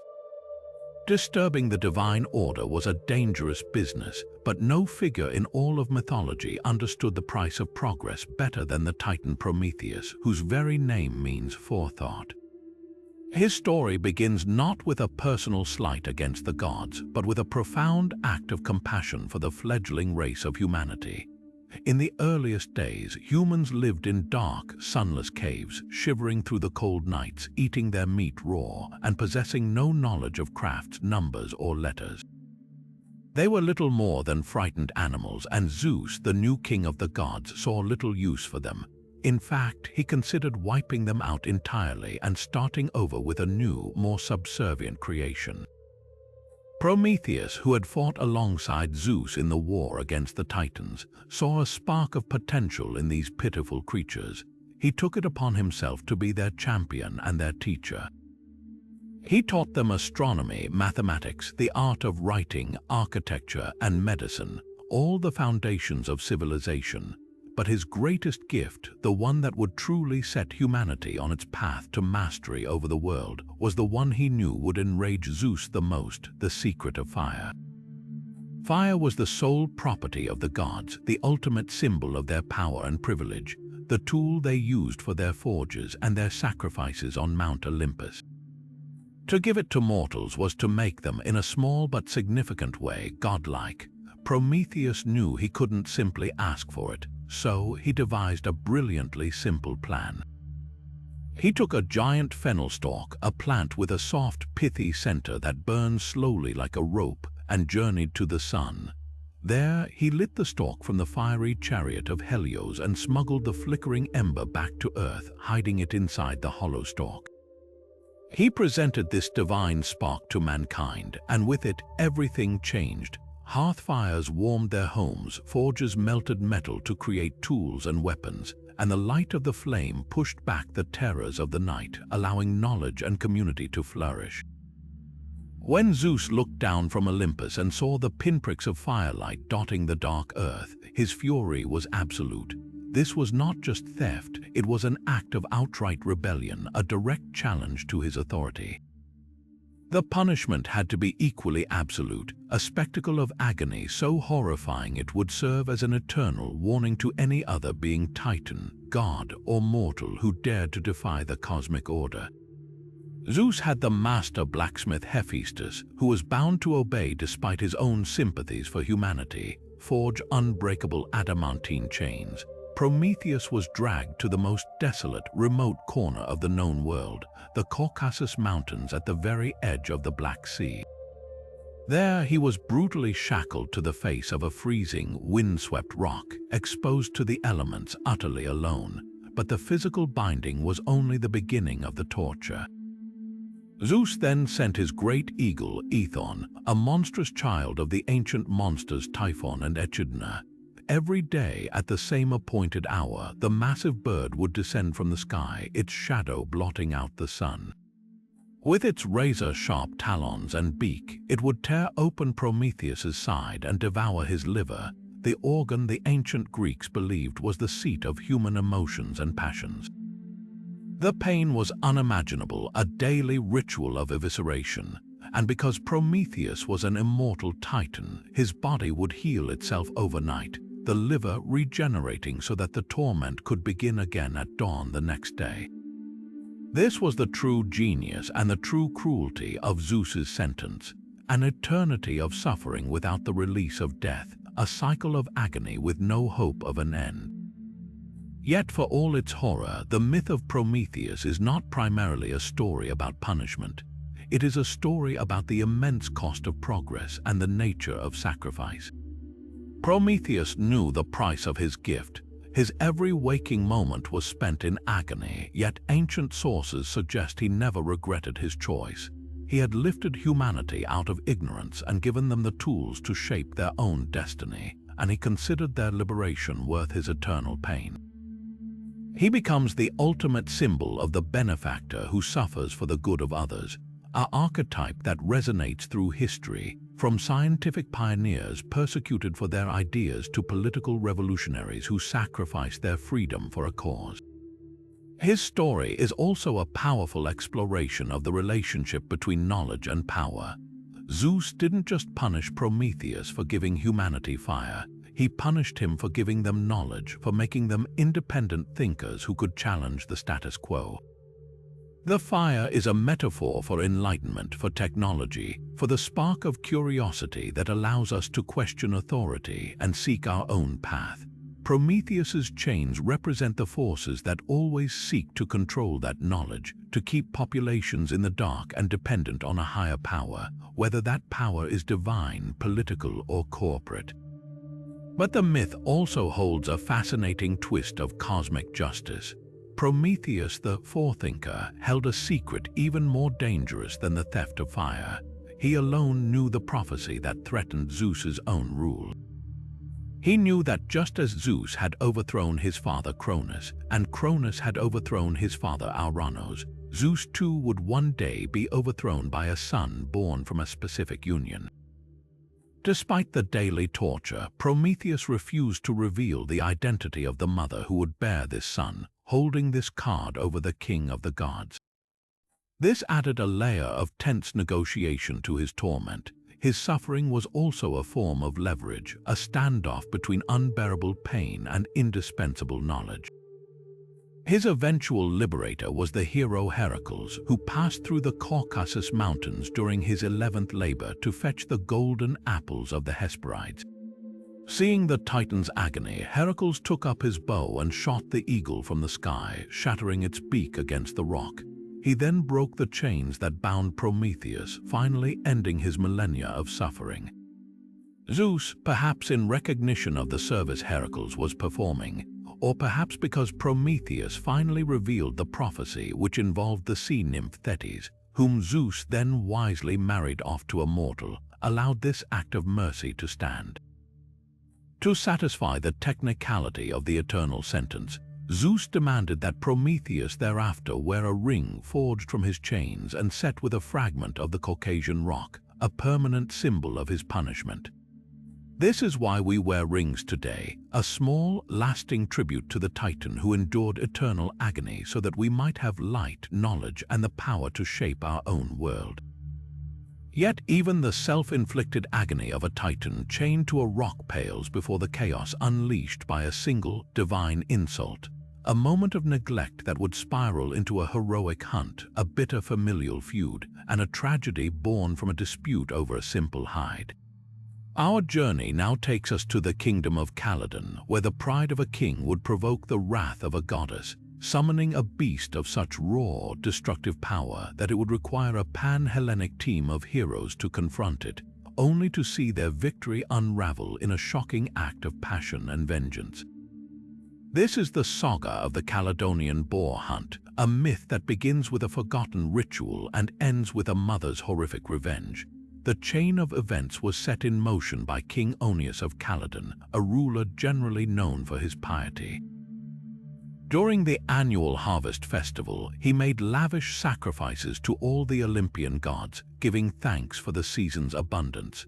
But in his preparations, one deity was inadvertently overlooked: Artemis, the virgin goddess of the hunt, the wilds, and the moon. Whether this was a simple error or a calculated slight born of the belief that a harvest god like Dionysus, who was said to be the real father of Oeneus's son, Meleager, was more important, the consequence was absolute. Artemis, fiercely protective of her honors, did not respond with a gentle reminder. Instead, she unleashed a living embodiment of her wrath upon the kingdom. She sent a boar, but this was no ordinary wild animal. This creature was a monster of divine proportions, larger than a bull, with eyes glowing with a fiery red light, a bristled back that could deflect spears, and tusks as long and sharp as a sculptor's chisels. Its breath was a foul steam, and its sole purpose was destruction. It rampaged through the countryside of Calydon, rooting up entire vineyards and olive groves, trampling fields ready for harvest, and goring both livestock and any men who dared to oppose it. It didn't just attack for food, it attacked to ruin, leaving a wake of barren, churned earth and terror. Faced with this agricultural and existential crisis, King Oeneus's son, the young Prince Meleager, knew a response of equal magnitude was required. He decided to organize a grand hunt, sending out heralds to all the surrounding kingdoms and beyond, offering glory and a share of the spoils to any hero who would come and help rid Calydon of this scourge. The call was answered by a veritable who's who of Greek heroes, creating one of the most legendary gathering of arms before the Trojan War. The roster included the mighty Jason, still basking in the glory of the Golden Fleece, the swift-footed huntress Atalanta from the nearby mountains of Arcadia, the inseparable twins Castor and Pollux, the great Peleus, father of the yet unborn Achilles, and Meleager's own uncles, brothers of his mother Althea. This assembly of talent and ego in one place was a powder keg waiting for a spark, and the spark arrived in the form of the lone woman among them, Atalanta. From the moment she entered the hall in Calydon, clad in a simple tunic with her hair tied back, a bow slung across her shoulder, and a look of cool confidence in her eyes, she caused a stir. Many of the heroes, particularly Meleager's uncles, were outraged. They grumbled that it was an insult to their manhood to hunt alongside a woman, that her presence would bring bad luck, and that they would not lower themselves to such company. But Meleager, though married himself, was instantly captivated by Atalanta's beauty, skill, and fearless demeanor. He defended her right to be there, insisting that her reputation as a peerless hunter was earned and that her skills would be an asset to them all. His passionate defense only deepened the resentment, creating a clear rift between Meleager and his uncles before the hunt had even begun. The actual hunt was a chaotic and bloody affair. The heroes tracked the boar to a dense thicket where it charged out at them with unimaginable speed and fury. The first volley of spears and arrows mostly clattered off its toughened hide or missed entirely as the monster weaved through the trees. One youth was gored through the thigh, another was trampled. The great hero Peleus, in the heat of the moment, accidentally hurled his javelin and killed his own comrade Eurytion. It was a scene of heroic ambition crashing into brutal, messy reality. The tide finally turned when Atalanta, calm and precise where the men were loud and frantic, drew her bow and fired a single arrow. It flew true, arcing over the chaos to strike the beast squarely in the back, burying itself deep behind its shoulder. It was not a killing blow, but it was the first to truly wound the creature and slow it down, drawing its rage toward her. Seeing his opportunity and perhaps wanting to impress the huntress, Meleager rallied. He charged forward, dodging a furious lunge from the injured boar, and drove his own spear deep into its side, piercing its heart and finally bringing the colossal beast down. A great cheer rose from the surviving hunters. The monster was dead. The victory belonged to them all, but Meleager, as the leader and the one who struck the final blow, had the right to decide the distribution of the spoils. In a move that was both gallant and profoundly inflammatory, he declared that the greatest honor, the boar's hide and its impressive tusk, should go to Atalanta. He argued that her arrow had drawn the first blood, that her courage had been undeniable, and that she had therefore earned the prize of valor. This act of chivalry was the spark that lit the powder keg. Meleager's uncles, Plexippus and Toxeus, were enraged. They had tolerated her presence under protest, and now their own nephew was handing the supreme trophy, a symbol of heroic glory that should rightfully stay within the family, to an outsider, and a woman no less. They confronted him openly, their words dripping with venom and insult. They questioned his judgment, his motives, and his manhood, suggesting he was only giving her the prize because he was infatuated with her. In the heated argument that followed, their insults turned to threats, and in a blind rage, Meleager drew his sword and killed both of his uncles on the spot. When word of this horrific act of kinslaying reached the palace, Meleager's mother, Althea, was initially overjoyed at the news of the boar's death and her son's safety. But her joy turned to utter devastation when she learned that her son had murdered her own brothers. She was torn apart, caught between the love for her son and the duty to her slain siblings. And then she remembered something from the distant past. When Meleager was just 7 days old, the three fates had appeared at his cradle and prophesied that the baby would live only until a specific log, then burning in the hearth, was completely consumed by fire. In a panic, Althea had snatched the log from the flames, charred at one end, and had kept it safe in a locked chest ever since, preserving her son's life. Now, gripped by a vengeful grief for her brothers, she made a fateful decision. She retrieved the log, stared at it as it represented both her son's life and her brothers' deaths, and after a torturous internal debate, she threw it back into the fire.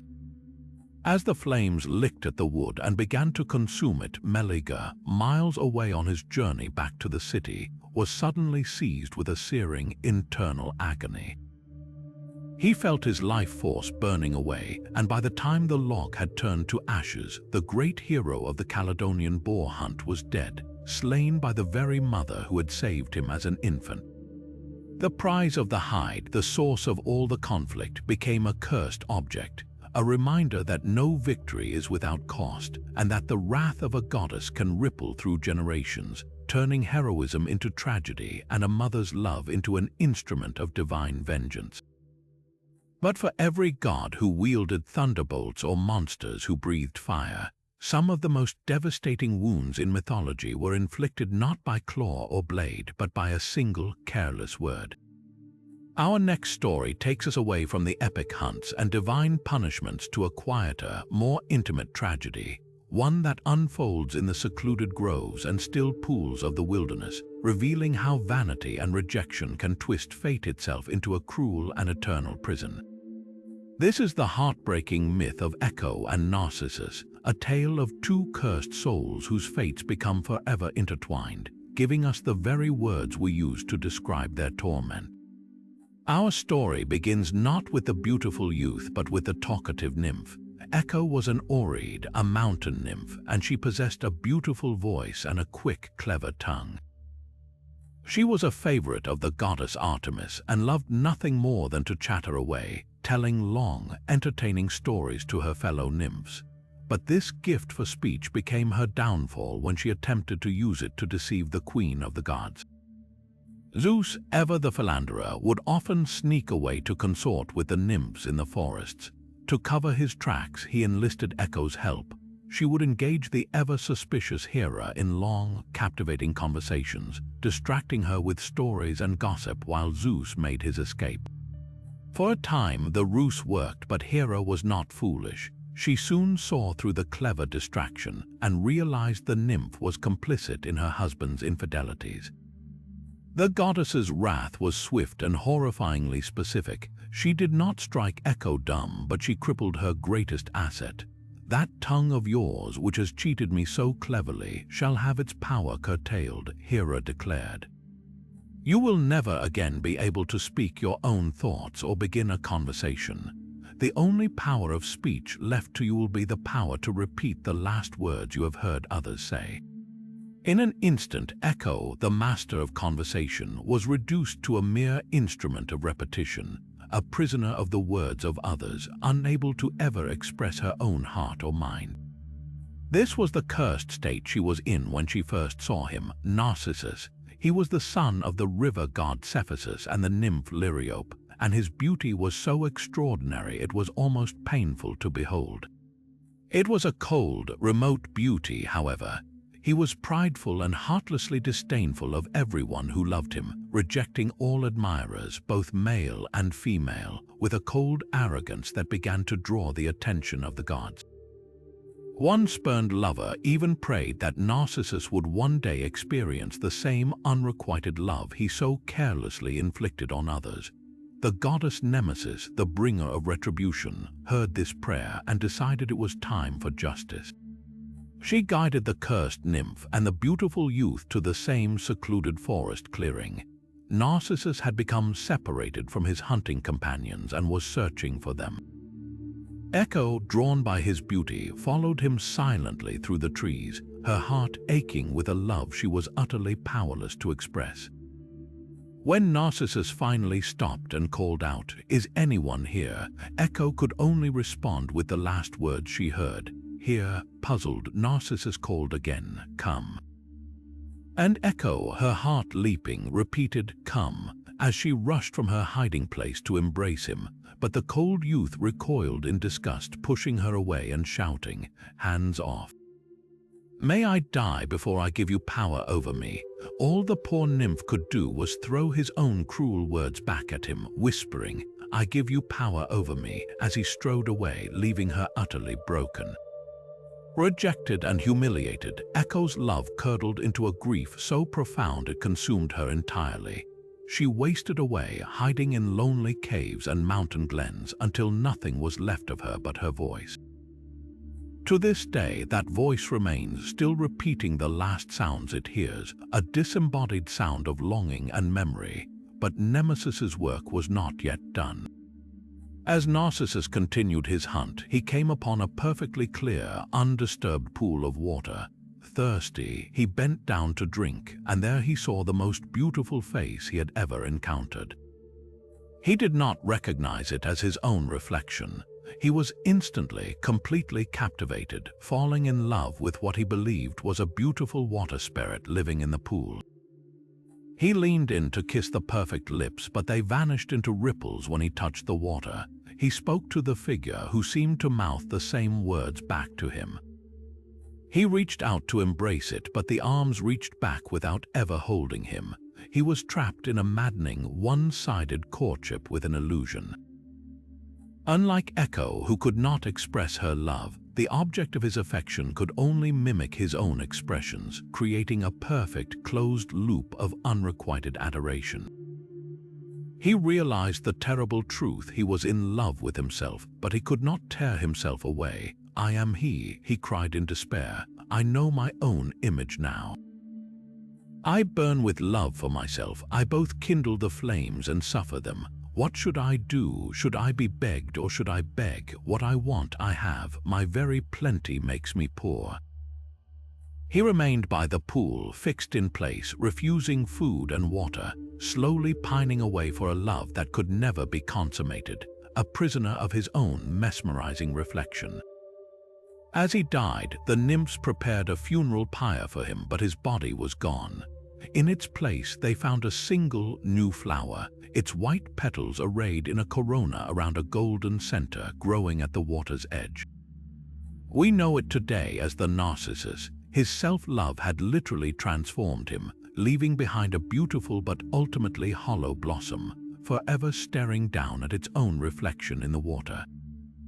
The psychological weight of this myth is staggering, providing the foundational archetypes for two profound human conditions. Echo's curse is a devastating metaphor for the loss of self. She is robbed of her voice, her agency, and her ability to initiate connection. She can only reflect the desires and words of others, becoming an empty vessel.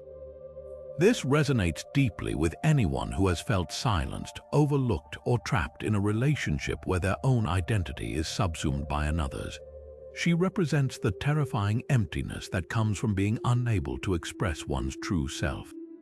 Narcissus, on the other hand, represents the opposite yet equally isolating prison, the prison of the self. His world shrinks until it contains only his own reflection. He is incapable of loving anything outside of himself, and this self-absorption becomes a death sentence. He is the ultimate symbol of vanity, but his story is more tragic than moralizing. He is not a villain, he is a victim of his own nature and the cruel justice of the gods. His name gives us the term narcissism, which in psychology describes a personality disorder characterized by an inflated sense of self-importance, a deep need for excessive attention and admiration, and a lack of empathy for others. But the myth warns that beneath this grandiosity lies a profound emptiness and an inability to form any real, loving connection, dooming the individual to a lonely existence, forever captivated by a superficial image that can never love them back. Together, Echo and Narcissus form a perfect, tragic pair, one cursed to have no self, the other cursed to have only self, forever circling each other in a dance of impossible love and profound isolation, their legacy echoing in our very language. But for all the public drama of gods and heroes playing out in the open, some of the most profound and enduring beliefs of the ancient world were cultivated in the deepest secrecy, behind closed doors and under the cover of night.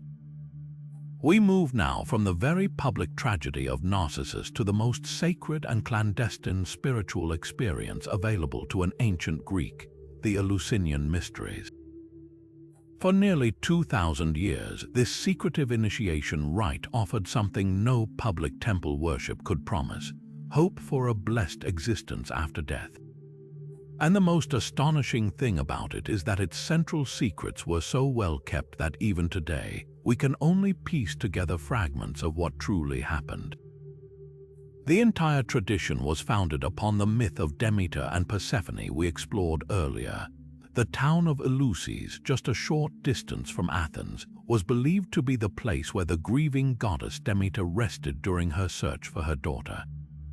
There, disguised as an old woman, she was taken in by the royal family, and in gratitude for their kindness, she taught them her sacred rites. This established Eleusis as the spiritual epicenter for her worship. The mysteries were not a religion that replaced the worship of the Olympian gods. Rather, they were a special initiation that anyone, man, woman, free, or even slave, provided they spoke Greek and had not committed murder, could undergo to gain a privileged glimpse into the nature of life and death. The journey of an initiate was a long and carefully orchestrated process. It began in Athens each spring with the Lesser Mysteries, a preliminary purification ceremony held on the banks of the Ilissos River. But the main event, the Greater Mysteries, took place in September. The sacred rites would be brought from Eleusis to Athens in special baskets, and a formal proclamation would be made, inviting all worthy candidates to be initiated. For days, the initiates, known as Mysti, would purify themselves by fasting, bathing in the sea, and sacrificing a piglet to Demeter. Then began the most dramatic part of the journey, the great procession. Thousands of initiates would walk the 14-mile sacred road from Athens to Eleusis, a journey that retraced Demeter's own path of sorrow. They carried torches and symbols of the goddess, chanting her name and shouting crude insults, a ritual called Jepharismos, as they crossed a bridge likely to ward off evil spirits. This long, arduous walk was a form of spiritual preparation, building anticipation and a sense of communal purpose. As night fell, they would arrive at the massive telesterion, the great hall of mysteries in Eleusis. This was not a temple in the traditional sense. It had no exterior facade for public viewing. It was a large, windowless, square hall filled with rows of steps for the initiates to sit on, and at its heart was the Anaktoron, a small, hidden stone building that only the high priests could enter. Here, in the utter darkness, the true mysteries would begin, and this is the great wall we hit as historians. What exactly happened inside the telesterion during the climax of the initiation? The initiates were sworn to secrecy under penalty of death, and they kept their vow so effectively that we have only hints and clues.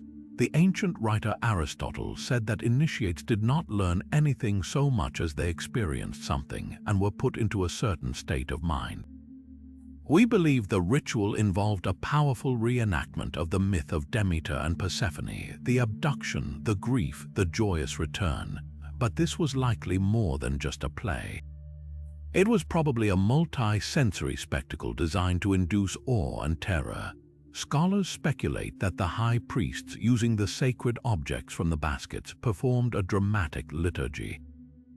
They may have displayed an ear of wheat, a powerful symbol of life, death, and rebirth, harvested in silence. The combination of a night-long vigil, fasting, the emotional intensity of the procession, and the sudden, controlled revelation of sacred objects and lights in the pitch-black hall would have been psychologically overwhelming.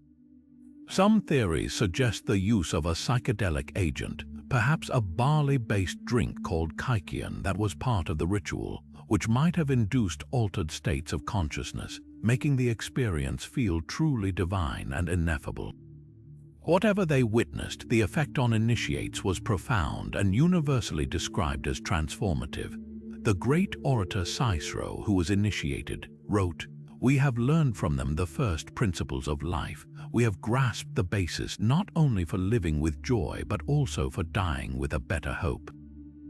The promise was not immortality itself. All souls went to the underworld, but a better fate there. While the common dead were thought to wander the asphodel fields as listless shades, initiates of Eleusis were believed to enjoy a place of honor and bliss in the afterlife, perhaps in the Elysian fields. The mysteries took the terrifying, random cycle of life and death, so perfectly captured in the myth of Persephone, and gave people a sense of agency and hope. By witnessing the goddess's sorrow and her joy, they were shown that despair could be followed by renewal, and that death was not an end but part of a divine cyclical process. The secret died with the last initiate when the sanctuary was destroyed by Gothic invaders in the 4th century AD, but its legacy endures as one of history's most successful and poignant spiritual traditions, a testament to the human need to find light in the deepest darkness. In the quiet, landlocked region of Phrygia, a different kind of challenge awaited, one not of strength or battle, but of impossible intricacy and divine prophecy. The story begins with a humble farmer named Gordias, who one day was startled to see an eagle perch on his ox cart. Taking this as a powerful omen, he drove his cart into the city's Acropolis to seek its meaning. The Phrygians, who had just received an oracle stating their next king would arrive in a wagon, immediately recognized Gordias as the prophesied ruler. In gratitude, his son Midas, who would later become the famous king with the golden touch, dedicated the ox cart to the Phrygian god Sabazios, tying it to a post with an enormously complex knot made of cornel bark.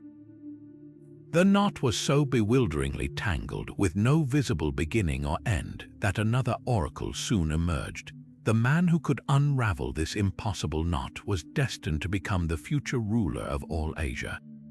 For generations, the Gordian knot remained fastened in the city of Gordium, a tantalizing puzzle that attracted kings, philosophers, and adventurers. Each attempted to patiently pick apart the labyrinthine weave, believing that the prophecy required a literal, careful untying. It was a test of patience, intellect, and perhaps divine favor, a symbol of a complex problem that seemed to demand a complex traditional solution.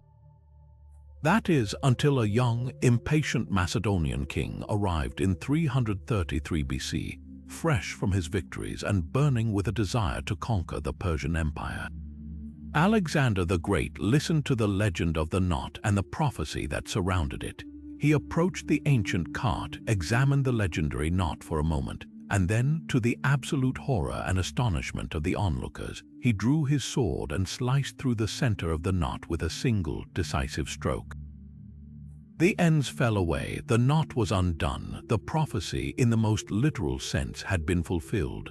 The reaction in the crowd must have been a mixture of gasps and stunned silence. Some surely thought he had cheated, that he had violated the spirit of the challenge and angered the gods. But that night, a thunderstorm rolled over Gordium, and Alexander's personal seers interpreted it as a sign of favor from Zeus. The king of the gods himself was pleased with the bold, decisive action. The philosophical interpretations of this act have echoed for millennia. On one level, Alexander's solution is the ultimate example of lateral thinking, a concept we still celebrate today. He refused to be bound by the conventional parameters of the problem. Where everyone saw a rule, thou shalt untie, he saw an objective, render the knot undone. He redefined the problem itself, breaking the constraining framework that held everyone else prisoner. It was a brilliant demonstration of how a fresh perspective can shatter a seemingly insurmountable obstacle. But the story cuts much deeper than a simple lesson in creative problem solving. Alexander's sword stroke is a powerful metaphor for the application of raw power over intricate diplomacy.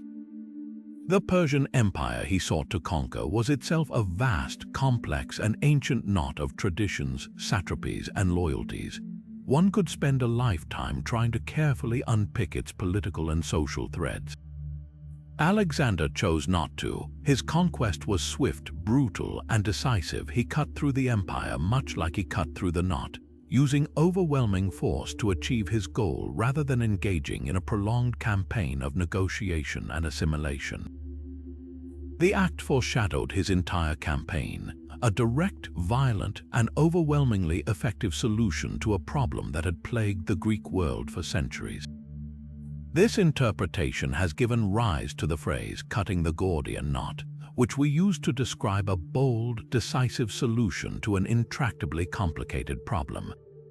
However, the phrase carries an ambivalent weight. It celebrates ingenious, outside-the-box thinking, but it also carries a whisper of destruction, of impatience with nuance, and of the potential collateral damage that comes with brute force solutions.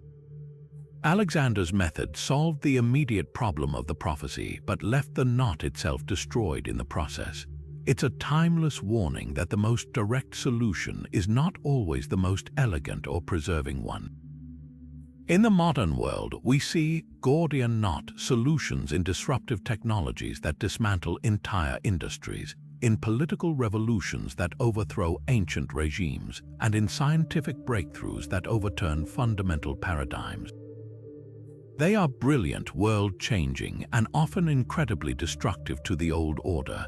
The legend of the Gordian knot, therefore, is not a simple celebration of a hero's cleverness. It is a permanent, powerful allegory for the double-edged nature of decisive action, reminding us that sometimes to build a new world, you must first be willing to cut the bonds of the old one. After navigating the divine intoxication of the oracle at Delphi and the decisive sword stroke of Alexander, we conclude our journey with a danger that was less a singular monster and more a malevolent feature of the world itself. a peril so unpredictable and absolute that it became the ultimate test of a sailor's skill and a captain's nerve. This is the legend of the Wandering Rocks, or the Plancti, a mysterious and shifting hazard that haunted the edges of the ancient Mediterranean world, a tale where the line between fantastic myth and terrifying reality becomes thrillingly blurred. Unlike the Sirens with their enchanting song or Scylla with her 6 snapping heads, the Wandering Rocks were not a creature to be outwitted or fought. They were an environmental nightmare, a chaotic zone of colliding stone and churning water that promised instant, pulverizing destruction to any vessel that dared to approach.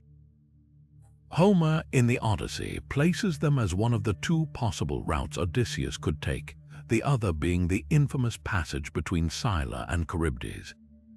The enchantress Circe describes the Plancti with palpable dread, warning that no ship has ever passed through them and survived. She tells Odysseus that even the doves that carry ambrosia to Zeus himself are caught by them, and the king of the gods must replace the lost bird to keep his supply flowing.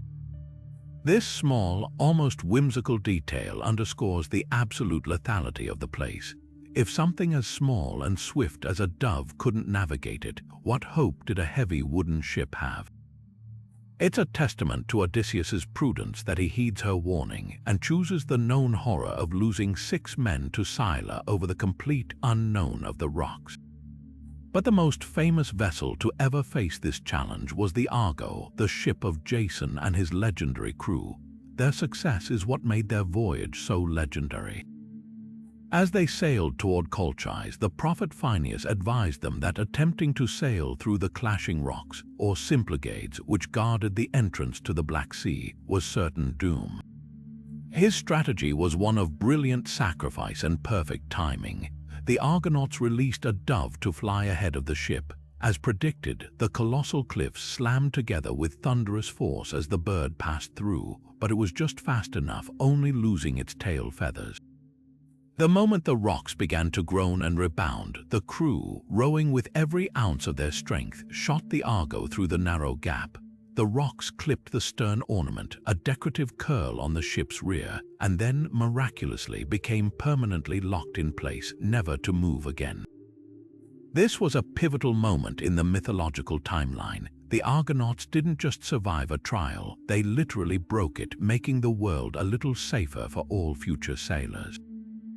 Their victory symbolized the triumph of human courage and divine guidance over the random, mindless violence of nature. So what could have inspired such a persistent and terrifying legend? The ancient Mediterranean was a world explored by Bronze Age sailors in relatively small, fragile vessels, and its geography is filled with very real, very dangerous narrows. The most likely candidate for the original Wandering Rocks is the Bosporus Strait, the narrow, winding channel that connects the Sea of Marmara to the Black Sea. Even today, it's a challenging waterway. It has strong, unpredictable currents, swirling eddies, and numerous rocky outcrops that seem to appear and disappear with the changing tides and light. For an ancient mariner fighting against a powerful current that could easily dash his ship against a concealed rock, the experience would feel exactly like trying to navigate through living, moving cliffs. The legend would have been a perfect, terrifying way to explain the very real and deadly capriciousness of this specific stretch of water. Another compelling theory points to the intense volcanic activity of the Mediterranean basin. The Aegean Sea is dotted with volcanic islands like Santorini, and massive eruptions would have spewed immense rafts of buoyant, porous pumice stone across the sea lanes. To a sailor, the sight of a vast, shifting field of grey rock, hissing and grinding together on the waves, would be utterly inexplicable and horrifying. A ship caught in such a mass could be trapped, its hull scraped and battered, appearing as if it were being attacked by the very sea itself. Furthermore, the region is also known for sporadic releases of flammable methane gas from seabed vents, which could ignite on the surface, creating the illusion of a sea of fire, another layer of supernatural terror that often accompanied descriptions of these deadly zones. The Wandering Rocks, therefore, might not be one single place, but a composite horror, a folkloric amalgamation of every worst-case scenario a sailor could imagine, born from the very real and deadly phenomena of treacherous currents, volcanic debris, and gaseous vents. The enduring power of this myth lies in its abstraction. It represents the formless, unpredictable danger that every adventurer faces, the random stroke of bad luck, the unforeseen obstacle, the variable that no amount of planning can account for. It is the archetypal, impossible passage that appears in hero stories across the globe, from the cave that crushes intruders to the shifting maze that confounds explorers. The Wandering Rocks are the ultimate test because they cannot be reasoned with. You can't flatter them, fight them, or outsmart them with a clever riddle. You can only rely on speed, timing, courage, and perhaps a little divine favor to slip through the moment they open. They are a pure manifestation of chaotic chance, and overcoming them is the ultimate proof that a hero's destiny is stronger than the random cruelty of the world.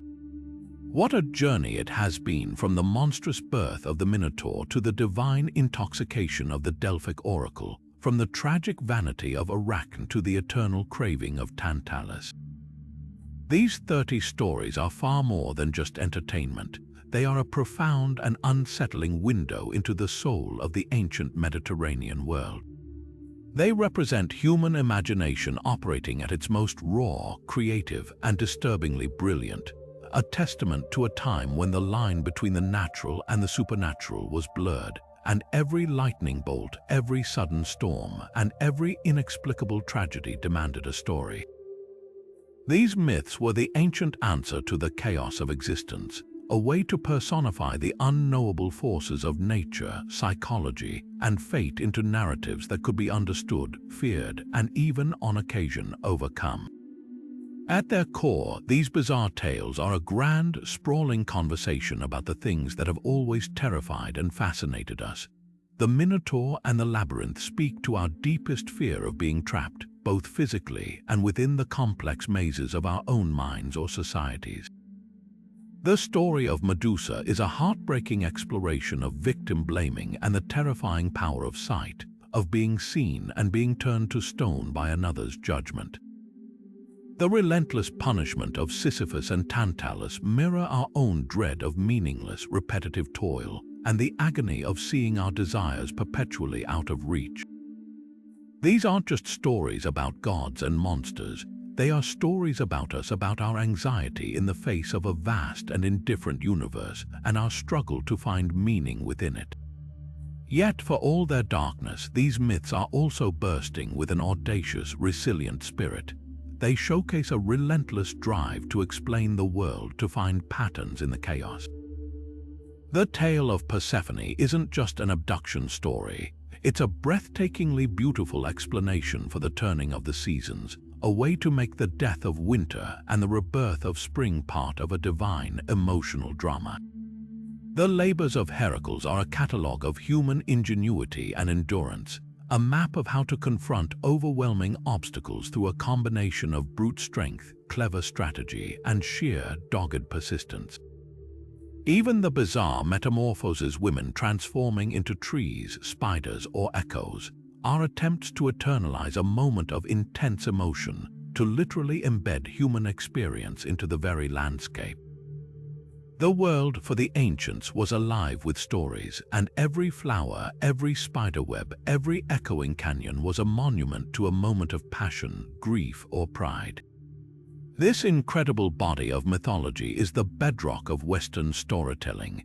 The themes they established, the hero's journey, the tragic flaw of hubris, the wrath of the gods, the power of prophecy, and the price of knowledge, are the very DNA of our novels, our films, and our television shows. Every time we watch a character defy impossible odds, every time we see a clever solution to an intractable problem, every time we explore a story about creation, sacrifice, or redemption, we are walking in the footsteps of those ancient storytellers who first dared to look into the abyss and spin a tale to make sense of it all. They gave us the foundational language of narrative itself, So the next time you feel a sudden chill on a warm day and think of it as a ghost passing, or you see a particularly clever spiderweb glistening with dew, or you find yourself tantalized by something just out of reach, remember that you are participating in a tradition that is thousands of years old. These myths are not dead relics, they are a living, breathing part of our collective psyche. They remind us that humanity has always been weird, wonderful, and terrified, and that our greatest tool for navigating a mysterious and often frightening world has always been our boundless, incredible capacity to tell stories. They are the echoes of our oldest fears and our most enduring hopes, and they continue to speak to us as powerfully as ever from the shadows of the ancient world.